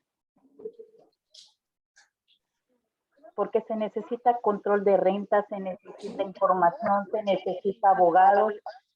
Y los ciudadanos necesitamos vivir en paz, tranquilos, en un una buena posibilidad y creo que eso nos merecemos como residentes. Vivir bien, esta ciudad es muy bonita, la verdad.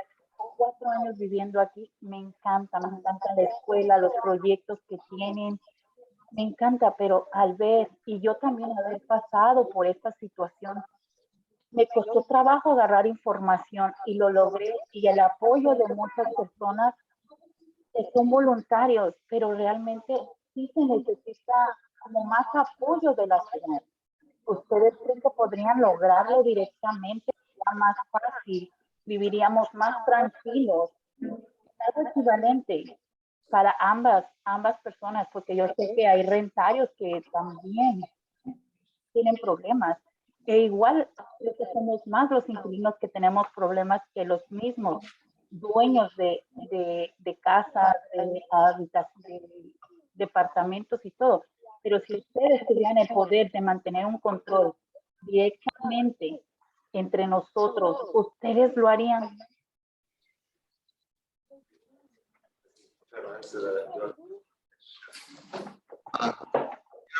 Vamos a Esa tener. es mi pregunta y que pasen buenas noches y admiro a todos los voluntarios, a los abogados y todas las organizaciones por hacer un poco más amena nuestra situación y por el apoyo, de verdad.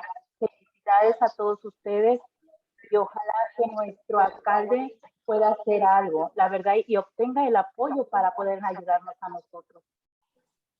Muchas gracias, señor López. I'm going to have our mayor answer that question. Hello, Doris. I'm going to answer it in English so that the Spanish speakers can hear the translation. Is Maria? Yeah, That was Maria. Okay, that was Maria. Thank you, Maria, for your question. So what I have to say is that, of course, we want to help. Unfortunately, there are some limits for the council. For example, we're not lawyers. We can't really provide legal advice. However, I'll tell you an example of when a resident goes up to me and they tell me that in their apartment building, the stairs are falling apart and it's kind of dangerous, or that there's mold in the bathroom. And there's a lot of different problems that pop up every now and then between different residents. Now, what I've noticed, and that's an easy one, right? If somebody comes and tells me that, then I can easily talk to the community development director and the staff, maybe send an inspector out there, and then the inspector will serve a notice of that particular violation. So that's how we do our job as elected officials. I wish I could do more, and that's what this is right now, the ad hoc that we created for rent control. This is us trying to take it a step farther and find a better solution for where there is lack of support for our tenants and everyone living in Bell Garden. So absolutely, I am here to help. I think the rest of the council, each and every one of them is here to help. But we want to do more, and that's why we're here today, to see what we can do to get more legal advice, to get more legal support. As the director mentioned, there is a scarcity right now of resources. Even though there's been money earmarked to provide legal support for our residents, that money is not currently being made available by the state. So we have to figure out and try to work maybe upwards and see and put some pressure onto the legislators that are controlling that money and see how we can get that faster into the community. But absolutely, if you contact me and you have any type of issue that is easy, well, nothing's easy, right? But is sort of a clear violation of tenants' rights, then we can definitely start addressing that, or at the very least documenting it for future proof, because a lot of these cases end up in court eventually. And another thing that I understand, and sorry I'm taking too much time, is that a lot of our residents are very vulnerable. And it's scary to have these complaints and put them forward. And I'm fully aware of that, and I take that into account. Many of the times when residents contact me, I tell them, do you want me to help you? Are you sure? Because a lot of times they're very hesitant. They're scared. A lot of them don't have, they don't have documents, right? They're illegal. And that is scary for them. And it's something that we have to be tactful about. But I'm definitely here to help all those residents, because I don't know if you guys know, but I'm an immigrant myself, and and this is my family, this is my people. So I'm here to help, but we do have limits. And as much as we would like to be able to solve all the problems, we're just working day by day trying to solve as much as we can. And I thank you for tuning in to this meeting, and this is what that is. This is our greater effort to try to get something more concrete in place for our residents. But thank you for that great question.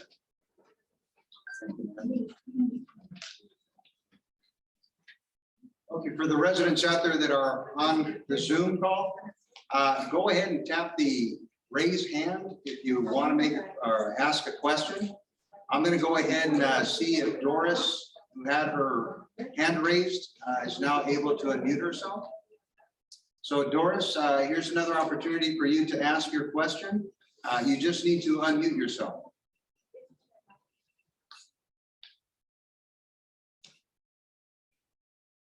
Okay, Doris, if you're not able to do that, we'll go ahead and get back to you. We're going to go forward with Danielle. Danielle, go ahead and unmute yourself and go ahead and make your comment and ask your question. Hi, can you hear me? Yes. Hello? Okay. I'm Danielle Leidner-Pratt with the Apartment Association of Greater Los Angeles. And I wanted to ask a question.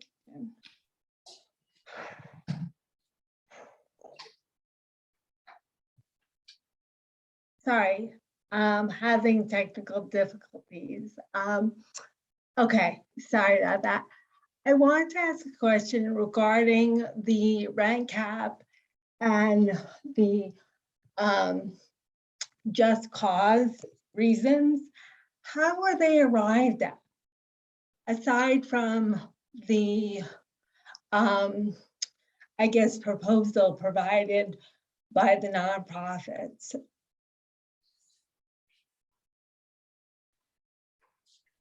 I can answer part of that. I think there's probably a more technical answer that could be given about the specific things that are considered at fault reasons versus no fault, or the protections. But just as like a kind of policy issue, the reason just cause protections always accompany rent control policies is if you didn't have the just cause protections, sure, you can't raise someone's rent in an effort to evict them, or even just hoping they'll be able to pay it. But if it's basically to prevent people from, okay, I can't raise your rent by 10%, but I'll just kick you out and get a new tenant. So it's to address that concern. And so that's where these come from in terms of what the specific just cause protections are.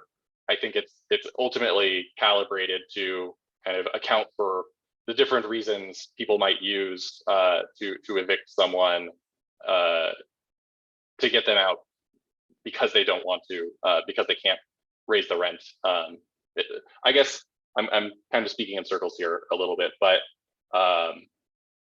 yeah, I'll stop there, and maybe the confusing nature of what I just said. I think the question, clarify a bit.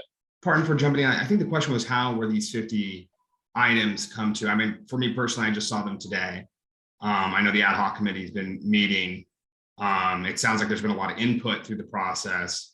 I know these are public meetings, but Danielle, I'm sorry if that was the question. I myself am wondering how these were formulated. And sorry, Danielle, that I know I'm not trying to jump on your question, and maybe that's not what you meant. I can answer that just to tell you. It's a simple answer. These were just the proposals that were presented to the city. So this list is not necessarily the exact items that will be voted on. All of them can be modified or adjusted, but these were the proposals. So this is what we teed up just as a topic of discussion. And, as we've been saying, there are many ways that these various policies can be calibrated a bit differently. Thank you, all of you. Yes, I'll clarify. My question wasn't about including just cause or rent cap. I'm very familiar with the different elements of rent control ordinances.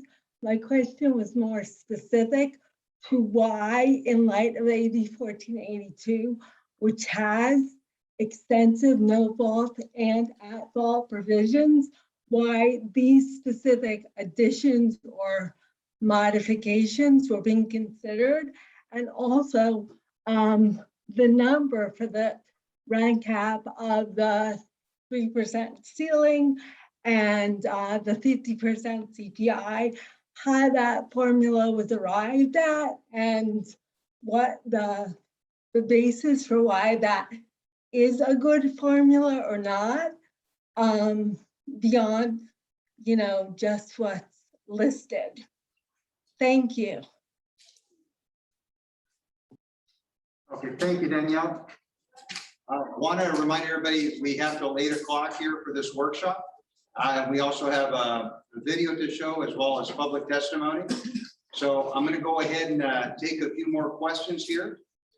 So let me quickly identify. Oops.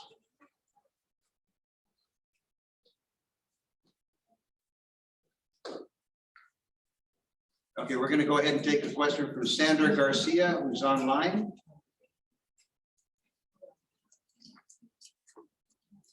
Sandra, go ahead and unmute yourself and you can go ahead and ask your question. Yes. Hi, hello. I'm Sandra Garcia and Belisario Garcia, and I have a quick speech to give. I've been living, I'm a resident here in the city of Bell Gardens, and I've been living here for 35 years or more. And we've been renting the same home for over 23 years. So we've been terribly harassed by the AQP management company since 2019. We first got an eviction, and then we won that one, and then we got another one, and that one went on forever due to COVID. Finally, AQP, they backed out of the eviction. So the case got closed. Now, just in a year, we have had over 25 dwellings to make repairs, which are only like Mickey Mouse jobs, which they kind of like just fix them like little cover up jobs. So they could say they did it to the city or to the health department.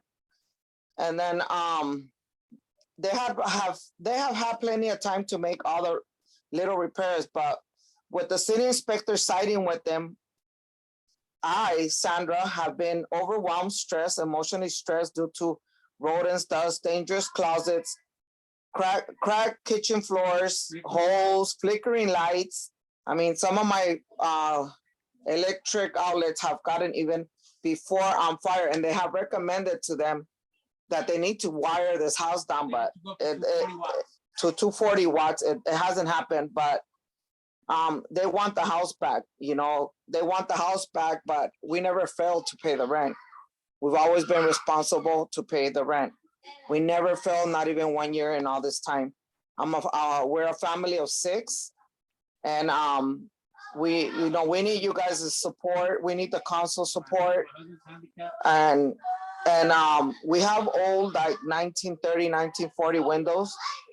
We need a home. We need a home where we have peace and feel safe, not where we're being harassed and not feel safe, and that we don't feel this is a home anymore.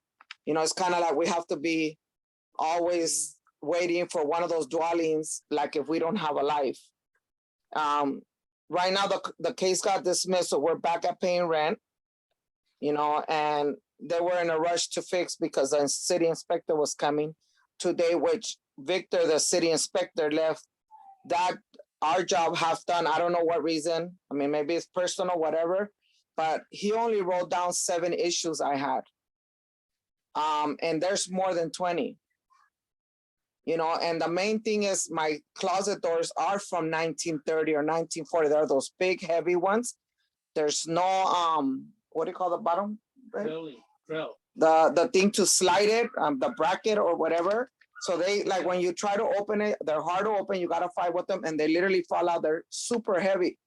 The top ones are breaking. One blocks my child's room from entering. And I have addressed that problem to AQP, to Bruce Roden, the one that was a manager before. Nobody ever fixed it.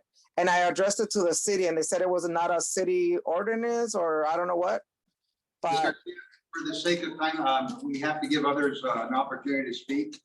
But let me go ahead and have our city attorney or one of the other panelists address your question.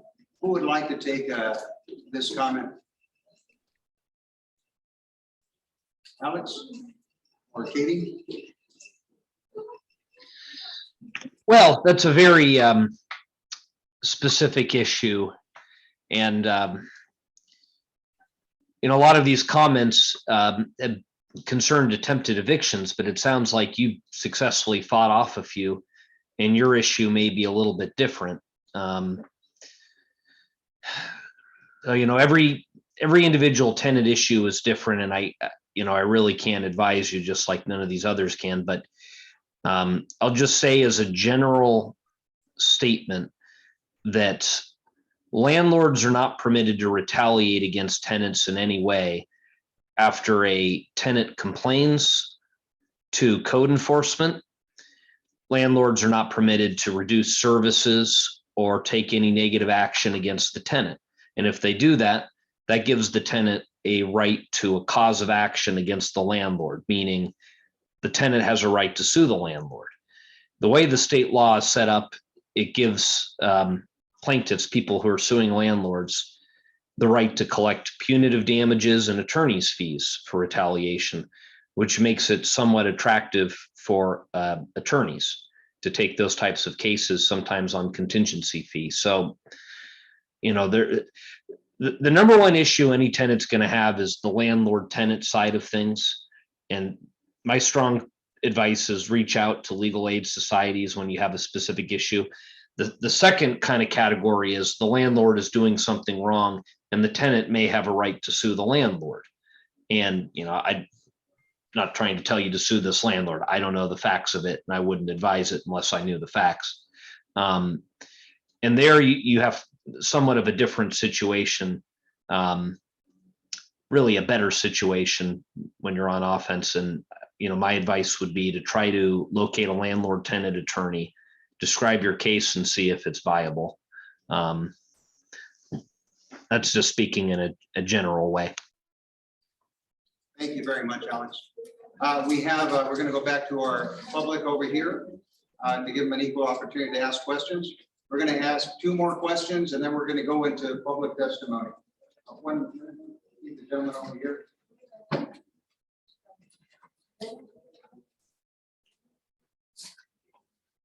Thank you. I happen to be a small apartment owner here in town. I happen to be a small apartment owner here in town, and I don't know if there's a legal aid foundation for us, the owners. I don't know if you approach the city here and have us be represented by you. I think it's Katie made a representation a minute ago that 8% was gouging, and that somehow you find that number to be large. I just want to bring a couple things to the forefront. For example, I've got a water increase from the city of Bell Gardens here in front of me. And I wonder how Katie and the others, I think Shane, how you guys would feel about 100% increase in items like this. And not only that, Shane, I think you talked about you managed or operated some apartments. Cost of plywood is $60. I've got great tenants. I don't have any issues with my tenants. Thank God that my tenants are reasonable, and I like to think that I'm a reasonable individual as well. But to make a go of this environment and the things that we have to deal with on an everyday basis, I can't close my building down. I can't stop paying water. I can't stop paying electricity.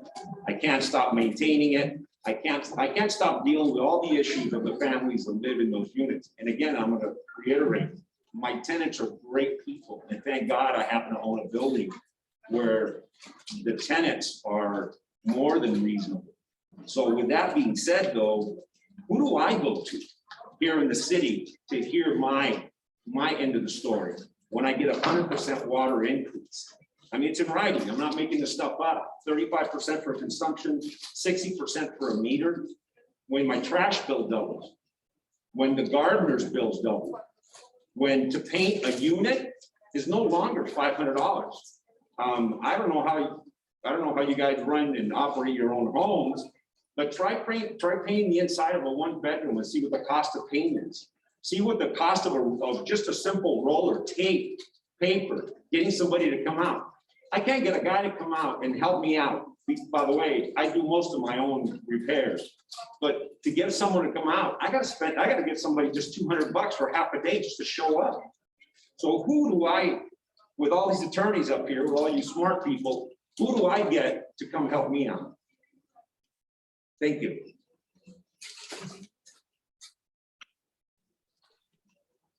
I mean, I'll say, on the cost side, it sounds like a lot of that is, stuff to bring up to your city officials, utilities and these kinds of things. A lot of these things are out of anyone's hands, supply chain issues and things like that. I don't manage housing through my work. I'm a researcher, but I actually do own a duplex, and I have a rent controlled tenant who's lived there for longer than I have actually. And yeah, like I'm losing money. They pay about a quarter of my mortgage, even though they take up half of the living space. And I pay all the water and other utilities, although they pay for gas and electric. And, like if you look at this in the short term, I'm losing money. If you look at it big picture, this is not just about cash flow. And I bought my home for $480,000 4 years ago, and now it's worth over $700,000.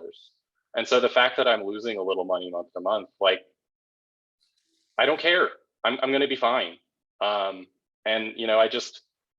I'm not trying to be overly, unsympathetic here, but you got to, compared to your tenants and the many tenants in this city and across our county, you're going to be okay.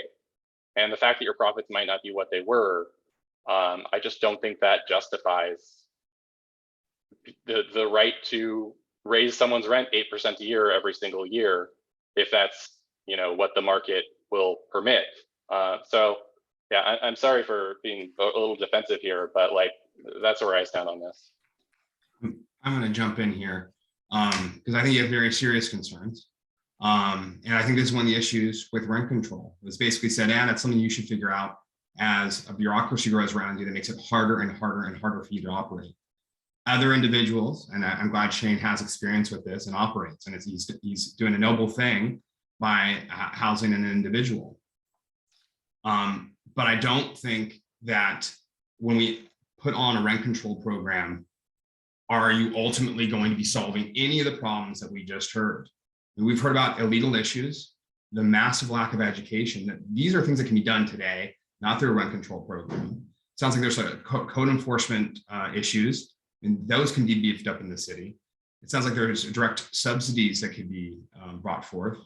I would urge this individual to work more closely with this ad hoc committee, because and this is, I think, a good question for the ad hoc committee. It seems that there's been a 50-point plan put forward by other organizations, but I mean, I would love to give a 50-point plan. And I do think that there has to be room, that's what AB 1482 is for business owners to make their own decisions. An 8% allowable is an allowable. It's not a guaranteed increase. People are not guaranteed an increase each year. It's specifically there to give room for individuals to have financial flexibility to make their own business decisions. Shane, you make your own business decisions and have your understandings of your property. Properties are very unique and very different. I know there's a lot of fundamental math that goes into that, but the way they operate are very different. Someone that doesn't raise their rent for several years and then gives an 8% increase is by no means gouging. So I urge the ad hoc committee to consider more of those stories and find more balance as they go forward, and particularly look at a financial analysis of what a rent control program would mean for the city versus engaging in some of these simple things of education, better code enforcement, and direct subsidies to individuals that are facing hardship. Thank you. Thank you all. Since we're limited on time again, we're going to go ahead and ask one more question from up here. And then we're going to go ahead and open up public testimony for a bit, and then show you all a 10-minute video. Buenas noches, mi nombre es Marisela Cervantes y vivo aquí en la ciudad de Belgarden. Tengo ya 25 años aquí en la ciudad de Belgrano. En el lugar donde vivo ahora, tengo 16. Y el dueño de ahí nos aumenta el alquiler cada 2 años $100. Y pues si se descompone algo de la casa, mi esposo lo tiene que arreglar. El fin del baño se tapa frecuentemente, mi esposo lo tiene que arreglar. La chapa de la puerta se atora cuando se va a abrir con la llave, mi esposo la tiene que arreglar.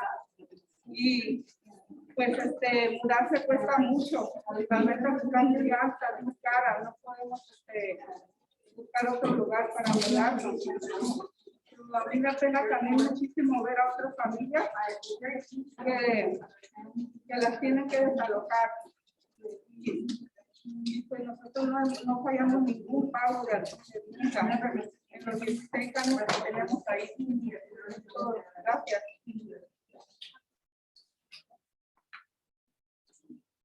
Okay, that appeared more like a comment and question, so thank you very much, ma'am.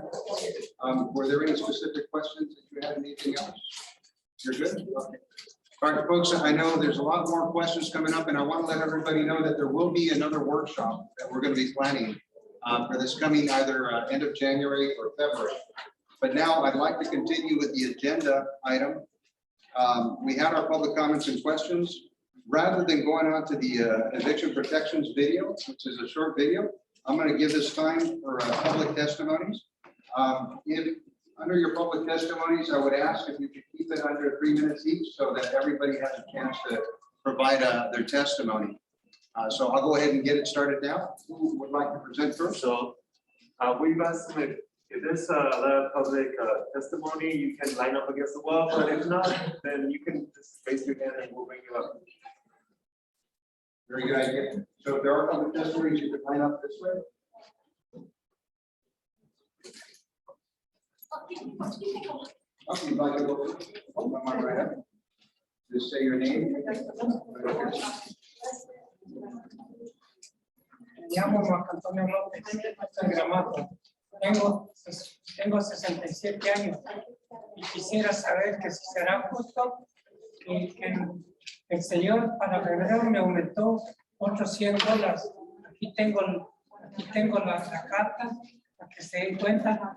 Estaba yo pagando 1,280. Ahora me aumentó otros $100 más en febrero. Y quisiera saber si será justo que esté pagando eso, porque yo casi no más trabajo. Gracias. Gracias, señor. You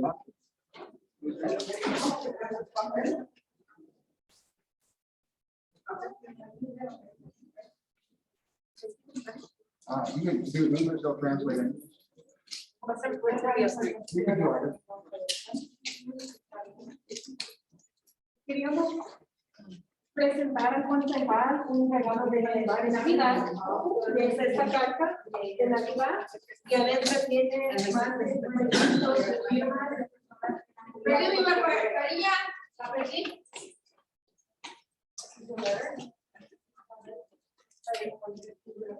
Muy buenas noches a todos, alcaldes, concejales y los asistentes, los más importantes, los asistentes. Porque somos miembros de la comunidad, estamos representando, yo no tengo ni la vivo aquí, a veces vamos a hacer yo parte. Hace 4 años que soy parte de la comunidad de Belgrano. Me encanta estar aquí, escuchando las necesidades de la gente y la necesidad que hay de más capacitación y de información a favor de nuestros derechos. Eso es también los señores quieren sus derechos, nosotros también queremos nuestros derechos. Así que esta reunión es muy importante, los felicito por estar aquí, denle un aplauso fuerte, por favor.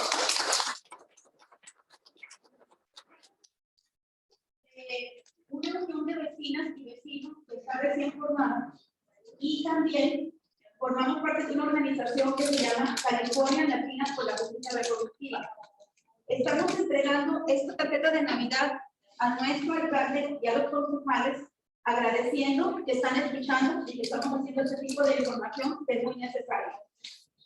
También necesitamos parte de las peticiones que tiene nuestro grupo, que somos 900 familias.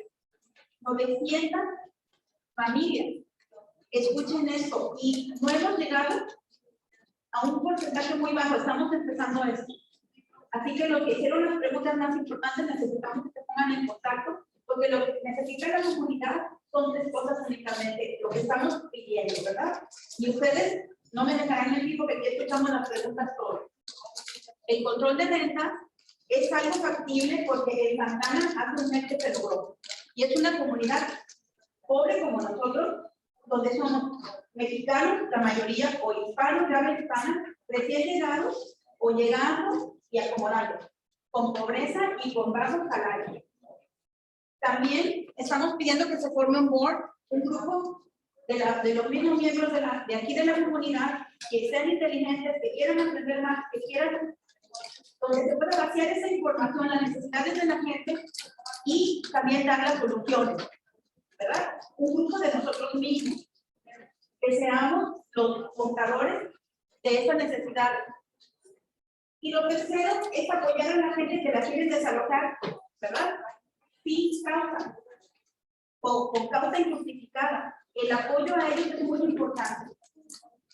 Y bueno, queremos agradecer a la ciudad todos los recursos que nos brindó, pero también nos gustaría que esto fuera en español, porque si se ponen a pensar aquí, pues todos usamos audífonos y solo 2 personas no la necesitaron. Y creo que es muy importante esto, aunque estamos en un país donde se habla inglés, pero la necesidad de la comunidad es español. Y bueno, feliz Navidad a todos. De mi parte, me siento muy contenta de poder aprender más, ¿sí? Y de podernos defender mejor, y también de ver las necesidades de los 2 lados. No estoy cerrada, ¿verdad? Pero lógicamente que los más necesitados y los más proclives son las mujeres, los niños, la tercera edad y la gente que no tiene trabajo o no tiene salud. Muchísimas gracias. Feliz Navidad.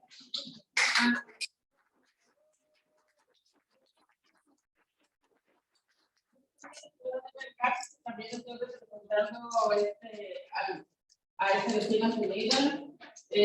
A mí me llamó Juan Carlos y me dijo que no podía venir, entonces me mandó a mí para que la representara a ellas y me dijo que les dijera que del gasto necesita control de rentas, necesita una causa justa y que necesita también que nos apoyen y que también se interesen en las preocupaciones de cada uno de nosotros, que se pongan en los zapatos de nosotros y que escuchen cada petición de cada persona, porque cada persona tenemos una historia diferente, una necesidad diferente.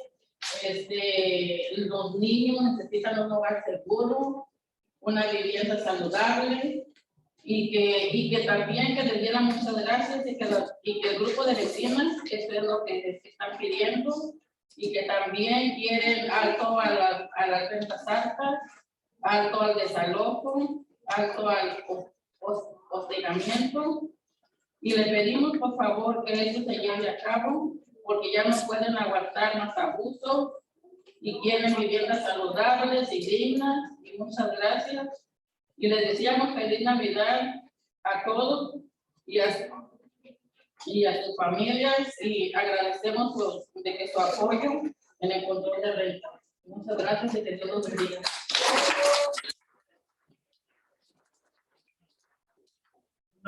Hay un control, tiene que haber 2 controles.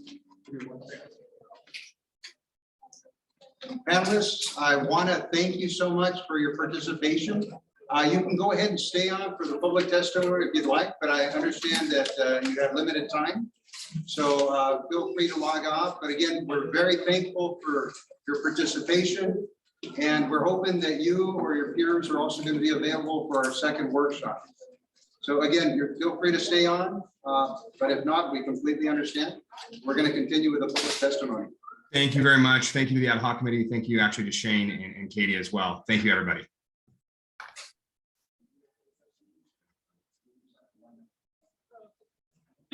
Next.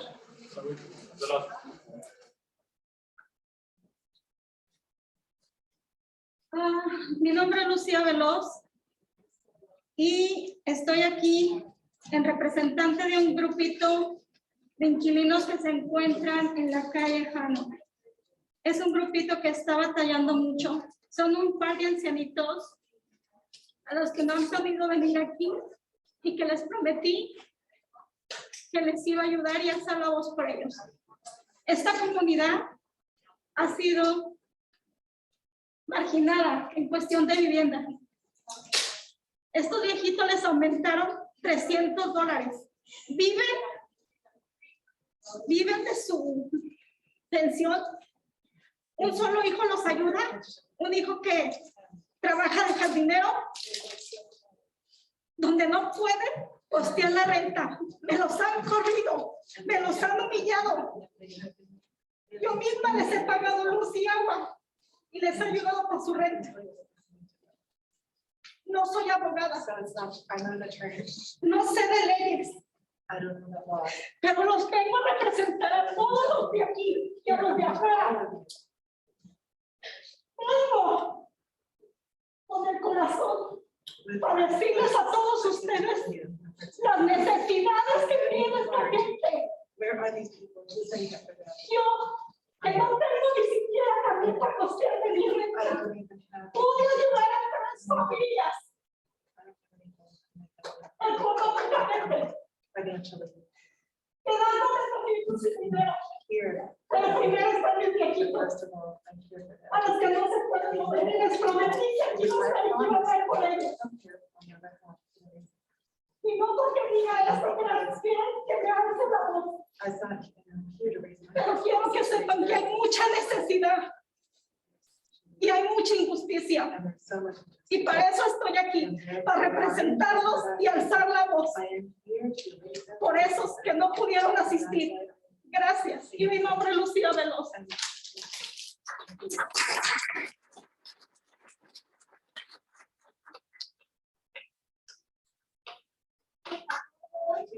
Yo soy María y voy a estar leyendo testimonios de personas que no pudieron estar aquí ahora. My name is Laura. I am a resident and property owner of the duplex with tenants in Bell Gardens, and I support a 3% max rent control and just cause. The testimonies tonight are the ones that are struggling now. There are many more families that have already struggled, already suffered, already left. It was mentioned by the panelists that this ordinance may go too far. It does not go far enough. It has been said there is passion on both sides, which is disrespectful to our community's lives, which primarily corporations profit off of. I support rent control and just cause because I have lived here my whole life. I love my community, and rent control and just cause are the only things that can protect us from corporations immediately. How many more stories, displacement, tears does the council need to see to commit to rent control?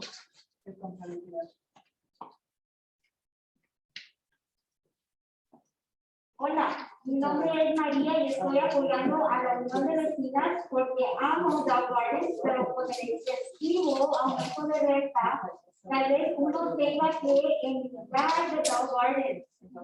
Mis hijos nacieron aquí, aman su ciudad, ellos no quieren irse.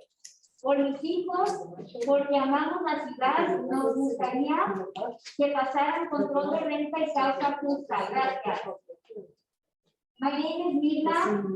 I have lived in Bell Gardens for 9 years. I demand that the city council approve the strong rent control and just cause law and DC that limits rent increase to no more than 3% per year, prohibits rent increase for units that have not been maintained, and supports just cause protections against unfair evictions. I support these demands because current state laws do not provide enough rental protection, and we need our city council members to support our needs.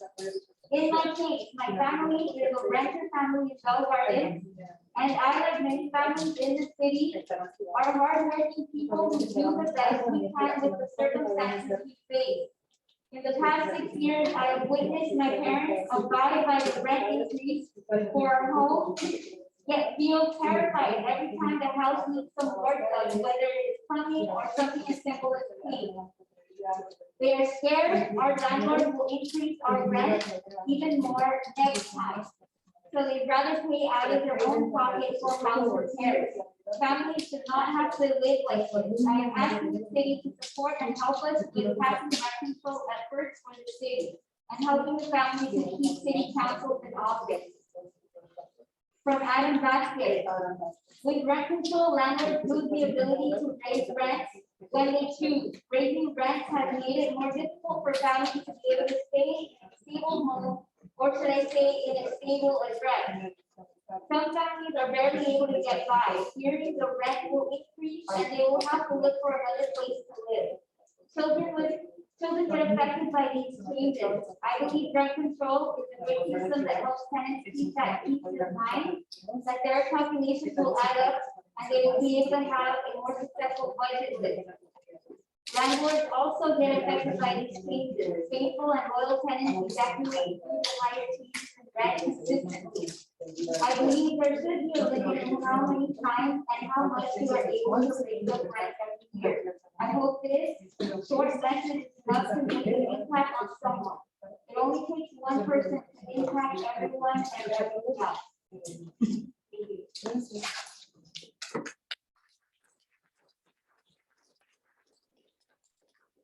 We're going to continue with the public session. Let everybody know that some donuts in the back. Let's just grab them. Go ahead.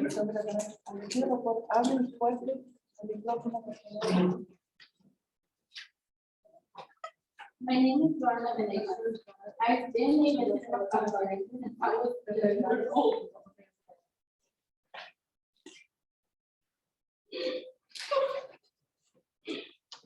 BGI was my education school. I really love the city of Colorado. I support the Vacancy and rent control because I myself was affected by drastic rent increase that resulted in eviction. I am now currently homeless with my 2 daughters that are 17 and 8 years old.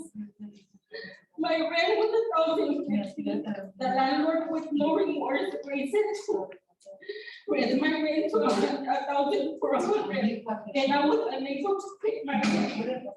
If my garden had rent control, I would not be homeless right now. That is why I support rent control and just cause. And I believe that it passes. And I thank them for living that so much because they have supported me so much. It's the only support that I have had from the city of Calgary. It's the Union de Vecinas and Just Cause. And I thank you so much. They are representing to me and my daughters.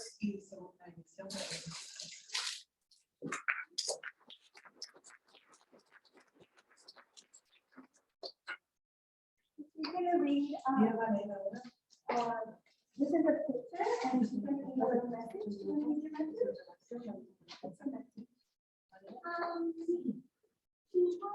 Las personas necesitan ayudar a personas.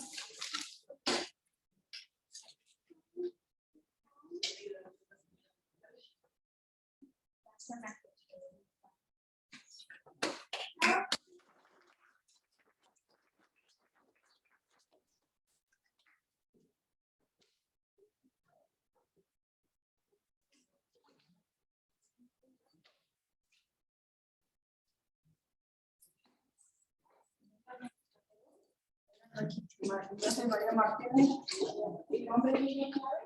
Nosotros venimos de la dirección del 5825 de las Flores, quizás algunos han escuchado por nombre. Es un movimiento de batalla donde nosotros vivimos con mucha presión. Lo que estamos nosotros pasando ahorita para nosotros en casa, siempre nos estamos quedando en agua caliente. De repente, en mi casa niños, este complejo depende de 2 apartamentos, una casa y un apartamento pequeño y los demás de playa.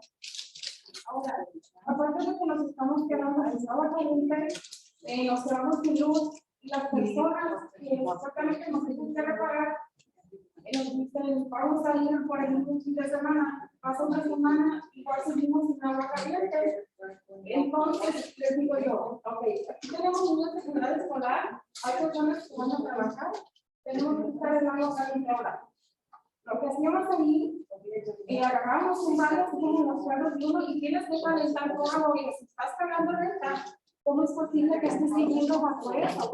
Calentando un agua como en aquellos tiempos para poderte bañar, o te quedas sin agua para cuando usas el baño. No hay nada más eso, porque aquí a las compañeras, por el lado donde viven ellas, se han quedado chingos por semanas. En octubre, ellas les pueden platicar su testimonio. Cada uno de nosotros nos ha pasado algo diferente. Con todo el respeto para ustedes, les pido por favor que nos ayuden.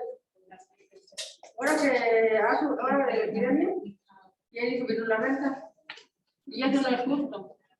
En segundo lugar, el dueño nunca va a ver cómo está ahí la cosa, nomás pasó la ciudad, pero la ciudad nomás pasa y no sabe lo que hay ahí. El drenaje se tapó. Yo tuve que pagar $300. No le avisaron al dueño porque se nos fue en octubre la luz. Por 5 días se me fue a mí, desde el martes hasta el sábado. Yo hablé a la ciudad sobre eso y me dijeron que hablara al dueño. Le dije, si quiere a la ciudad, ¿por qué no me pueden hacer el favor? No quisieron hacerlo. Hablé a la luz y me dijeron que iban a venir, porque tenía que hablar a la ciudad para que le avisaran a la luz para que fueran. ¿Cómo le van a avisar si la luz? Nosotros la estamos por la comida. Le hablamos al dueño y yo le hablé varias veces y no me contestó, que no se oía y que no se oía. Le mandé textos y ninguno me lo contestó. Entonces lo que hice yo, le dije a la señora, ya en el último día, le dije, oiga, pase mi y la comida se va a perder toda. Y no es cualquier comida, sino que ustedes ya compran su carnita, está todo bien caro. Entonces, nosotros queremos que nos apoyen, que nos ayuden, por favor. La ciudad no sé por qué no quiso hacer nada. La luz, nosotros, yo sí estuve, hable a la luz.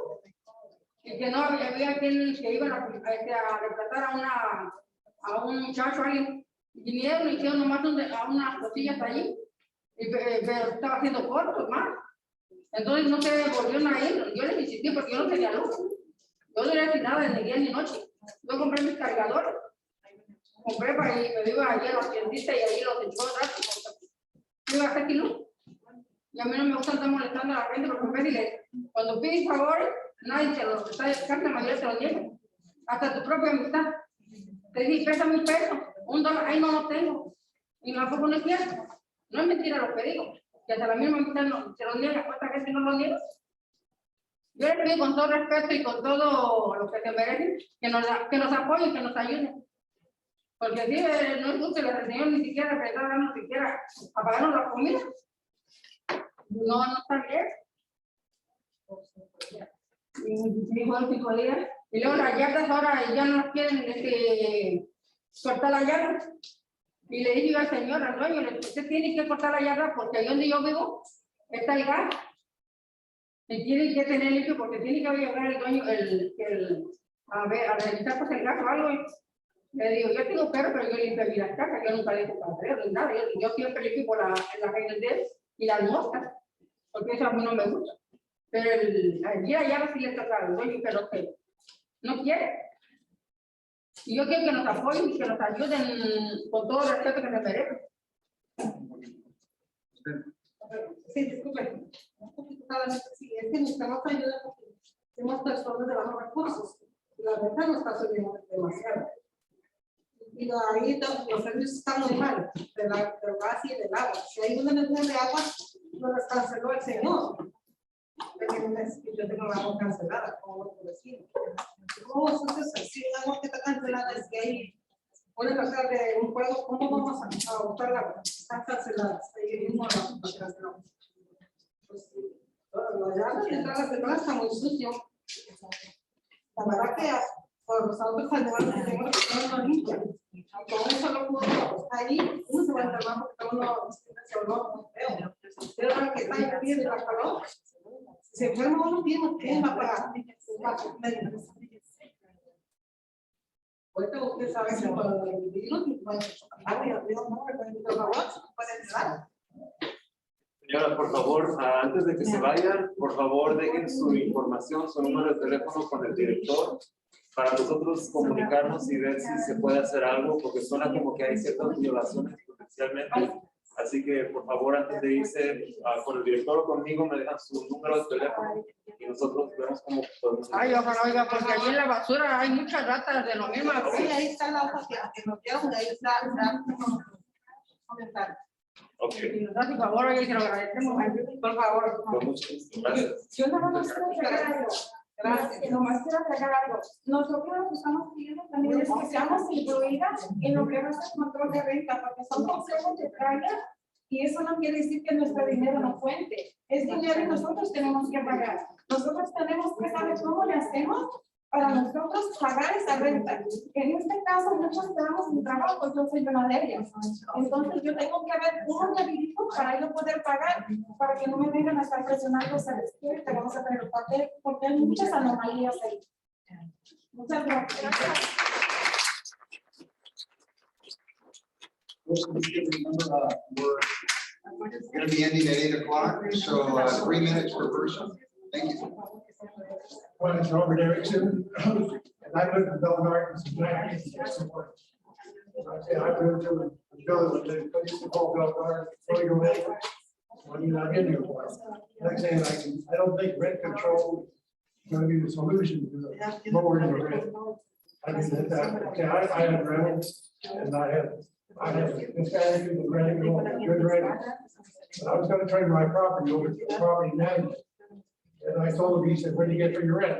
I said, I get $900 a month. He said, $900 a month. He said, I've never been to Mill Garden.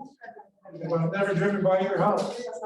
So I can guarantee you one thing. If I drive by every one of your apartments, I will see a brand new car parked. That's right. He said, you're buying your tenants a brand new car every year. That's what he means. You're keeping the rent down to $900 a month. When I can drive by there, a brand new car parked in their driveway. I drove by. You know what I see? A brand new car parked in the driveway. I was buying a new car.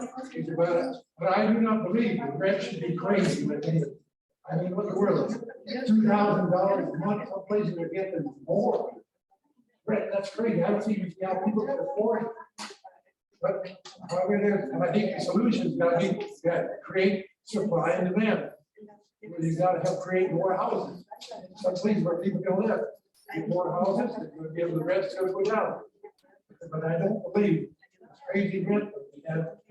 Normal shouldn't be. But I don't think rent control is the way to do it. Because they got a number 2 here. You got a single family house, a duplex, 5 duplex. That's what I bought them, I built it. My intention to take that's my retirement. That's why I make money off of it. $900 a month is what? That's what I live on. Okay, but now, yeah, rent control, people are gonna want to raise the rent. Just to keep up with it. I kept my rent low all these years, just to keep everything down low. Rent control comes in, it's gonna go crazy, it's gonna go up. I don't see rent control being the solution. Yeah, first.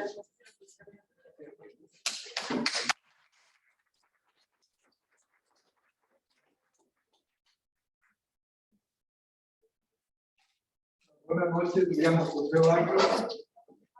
Como me dieron 3 minutos, nada más voy a decir.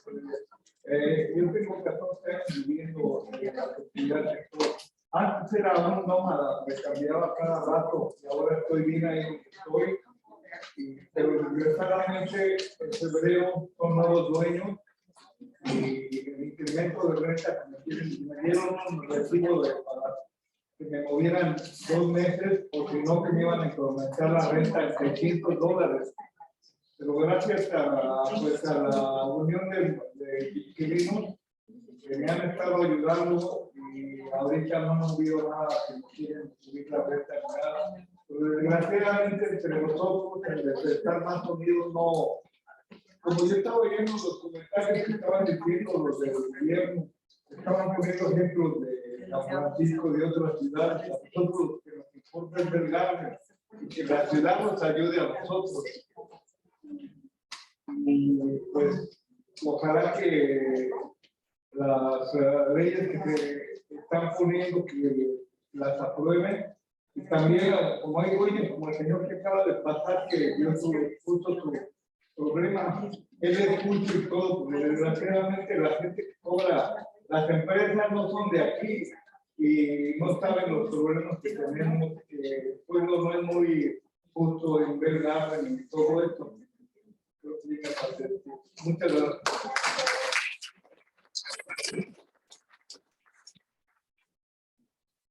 Buenas noches, yo también voy a ser bien breve. Estoy representando a dos personas que no pudieron asistir hoy. Estimados concejales, mi nombre es María Chávez. Ustedes conocen la comunidad. Saben que la mayoría de las personas que rentan en verdad son de bajos recursos. Como han dejado que por tantos años pasan los años y no hacen nada por su propia gente. Es triste ver que algunos padres de familia tienen que tener 2 trabajos para poder sobrevivir. Las rentas están caras y después nos quejamos del vandalismo. Pues si los padres no tienen tiempo de atender a sus hijos, o pagan la renta o atienden a sus hijos. Una cosa lleva a la otra. El segundo testimonio y ustedes. My name is Miguel Gutierrez. I support the Unión de Vecinas and the Laws de Chico. We need rent control because I work a minimum job from 5 a.m. to 10 p.m. and I'm barely able to get by. Gas prices are only going up because food and monthly bills. I work hard. I work very, very hard and I think you're ready.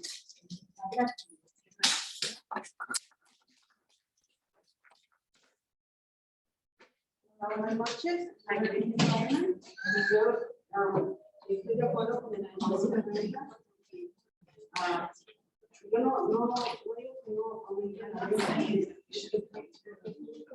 para las cancelatorias como para los estudios también que haya ese tipo de regulación, porque a mí no me molestaba que me estaban aumentando la renta. Al principio no fue enseguida, sino que tuvimos más de 3 años, yo tengo viviendo más de 15 años, aumentaron mucho las rentas conservadoras.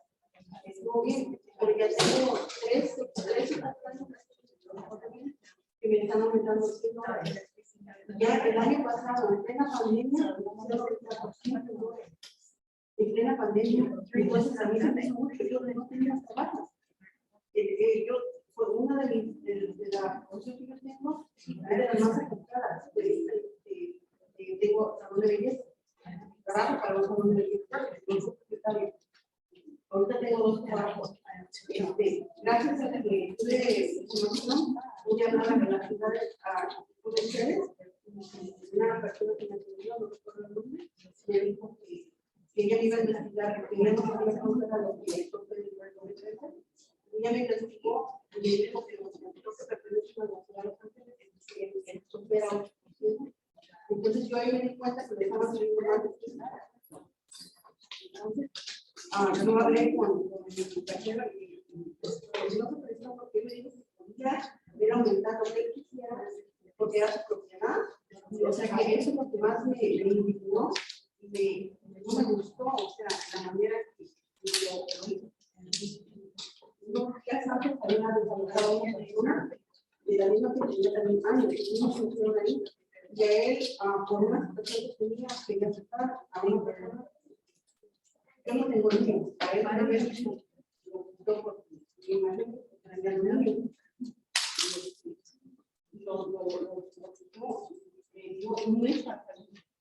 Lo que también era cabrón, no se subió luego porque yo por los hijos, llevar a mi familia.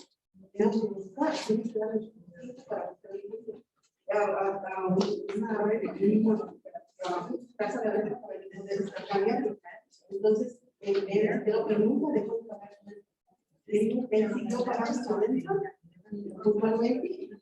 Y ahí lo aconsejaban que yo no pagara la renta, que estábamos en familia, que no, él podía hacer eso, que yo voy a hacer. Inclusive yo nunca he dejado de pagar mi renta, a pesar de que mi trabajo, yo la seguí trabajando. Yo tengo 2 trabajos, ya sabes, de lo que yo trabajo, que fue lo que está más afectado, la compañía de trabajo, a lo que estamos afectados. Por eso yo te digo que me acuerdo, los ayudes, por favor, porque es injusto, porque no siempre estoy segura que este año le va a subir la renta. No se puede necesitar.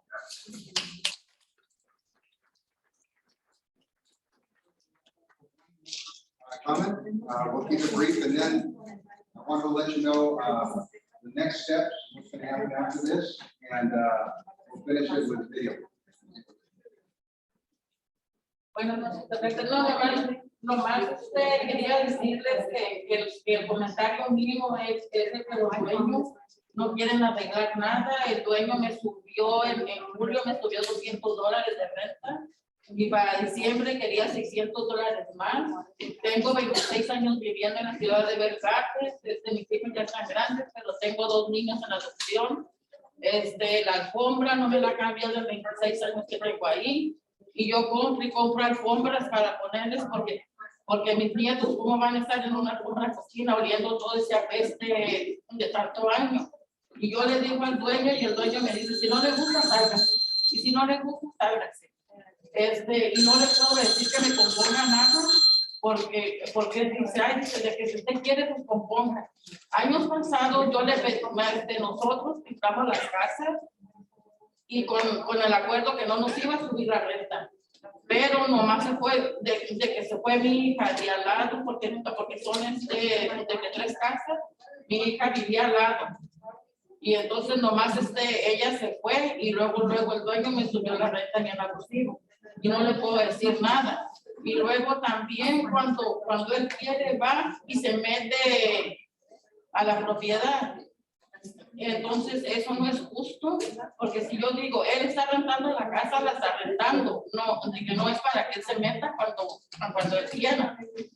Y yo nomás pido el control de renta, porque los dueños son bien abusivos, bueno, hay unos, son bien abusivos y bien desconsiderados, que ellos quieren aumentar la renta a lo que ellos quieren. Pues muchas gracias. Es todo lo que quería decirles, que nos apoyen y ya muchas gracias.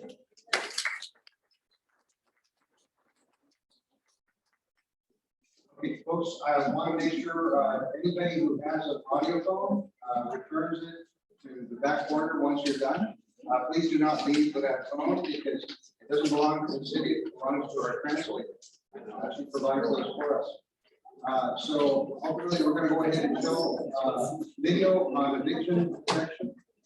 And it's just a 10-minute video. You're welcome to stay with us. And then after that, I'll say goodbye.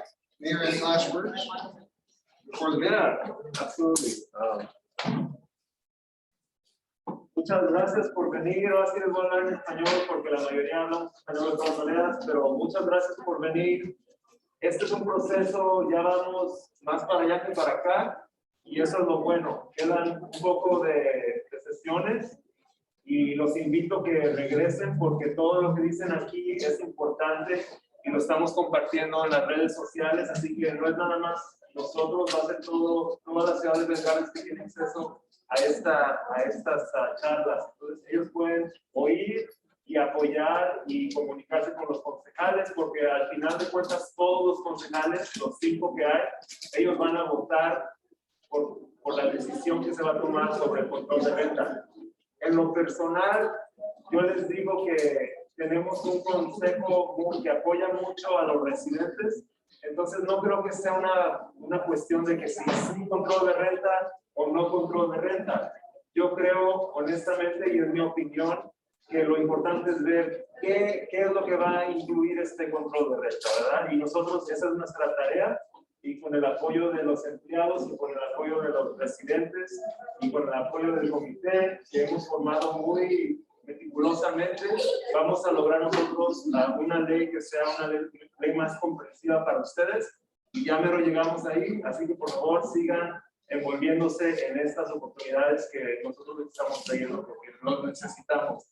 Y muchas gracias a todos que compartieron las historias, muchas gracias al comité y gracias por tomarse el tiempo de estar aquí. Yo sé que ya es tarde, ya a lo mejor tienen hambre o sueño porque estamos cansados, pero de veras lo aprecio mucho yo. Muchas gracias y que tengan buenas noches.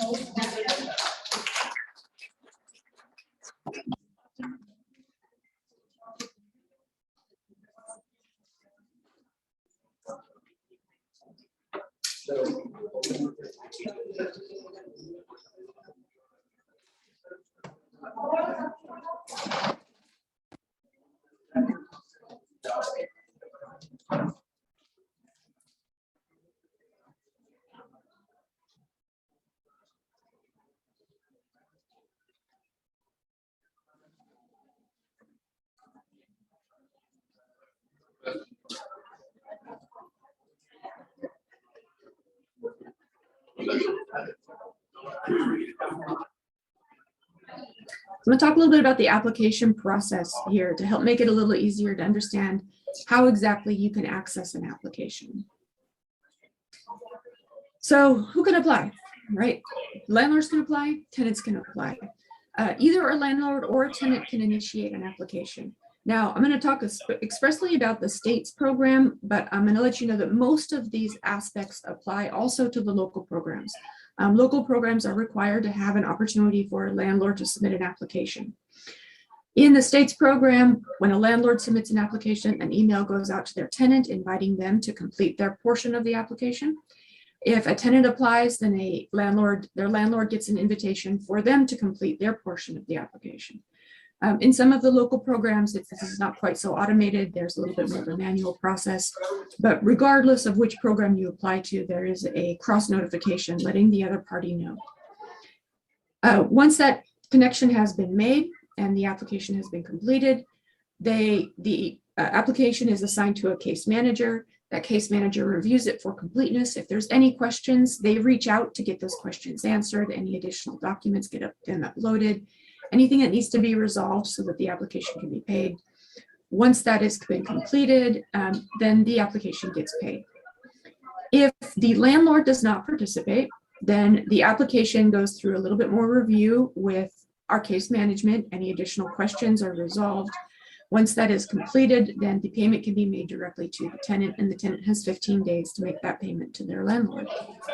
If a tenant doesn't participate, right, so if a landlord starts an application and their tenant doesn't participate, that application cannot move forward.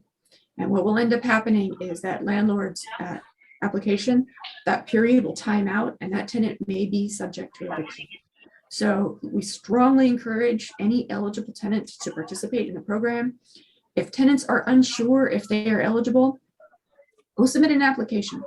Put that on us. We'll determine your eligibility. You don't have to self-sort your way through this. We have some very simplified screening tools to help folks navigate the income aspect.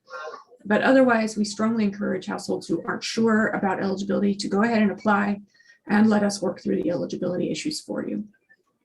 And the next slide. So what information do folks need? I'm going to start with landlords because their list is a little bit shorter. So landlords need to provide all of the following information in their application. They need to have a lease or a rental agreement. You need to have something that provides evidence of their rent relationship. We don't require a lease. We don't require a printed agreement, but we need something that documents that rental relationship with the tenant. They need to have some sort of rent ledger, rent statement, rent roll, something that shows the balance of unpaid rents due from April 1st, 2020. So it needs to be nice and clear that we can understand what amount is actually due.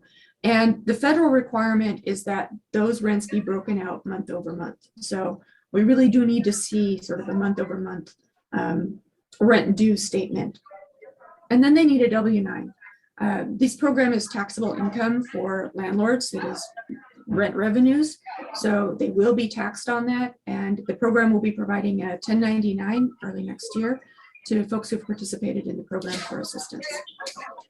For renters, what they need to provide and show their eligibility is one of the following. So they need some sort of income document. That could be your 2020 tax return, 2020 W-2s and 1099s, current pay stubs. It could be proof of participation in some other subsidized program like CalFresh or CalWorks. It could also be your Social Security information, Social Security certification information. It could be, we have a very exhaustive list in the application itself to let folks know. There's a lot of ways you can show your income documentation. If you have no way to document your income, we have a way of taking an attestation. So we can take an attestation of of income earned, or a attestation of zero income if you don't have any income coming to your household. If they're looking for assistance with utility bills, we'll need a utility invoice that shows your unpaid balance. We are coordinating with a lot of utility providers at this time to help make payments through utilities, verifying with your utility providers that the balance is within the eligible period, but we do need to know what that utility balance is. And then if your landlord is not participating in the program, you know, if as a tenant you've reached out and landlord has said, no, I'm not going to do that. Or if you're not sure about your landlord's participation, then we'll need some sort of rent due statement, something that shows your rent relationship with your landlord. Again, it can be incredibly informal. We've seen things like text messages and emails. Doesn't necessarily need to be a formally signed agreement, but we do need to know what that rent due will be. Now, as I mentioned, for landlords, this is taxable income because it is rent revenues.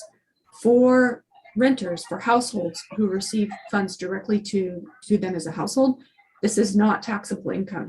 So this is not something that's going to show up on your taxes. It's not something that's going to impact your ability to qualify for other subsidized programs. So just wanted to make sure that there's clarity there. On the next slide. So where to apply? We have created a tool, we call it our No Wrong Door, to make it easy to find find out the correct place to apply, regardless of whether you're in the state program or if you're in a local program. So when you go to the Housing is Key website, go through and click the buttons to take you to the application. Just keep clicking apply, and what will show up eventually here is this map tool. This map tool will allow you to type in your address in that top section. When you type your address in, it will then give you a link in the bottom section, in your table. The link will either take you to an additional screening question that will take you to the state program, or it will take you directly to your applicable local program. And that way you'll be able to know what program you need to apply for in order to reach assistance, but then also where do you need to put your application in to make sure that you are engaging your ongoing eviction protections. This tool has been translated, so it is available in 6 languages. So you can find the tool in language. And if you're having any difficulty navigating this tool, I'm going to talk a little bit about our resources. You can see down at the bottom our housingiskey.com, and then our call center, our 833-430-2122. And we have call center staff who are available to help people navigate these tools in the event that they're having a hard time. On the next slide. What to expect for your application. So once you've gotten through Meet Mac.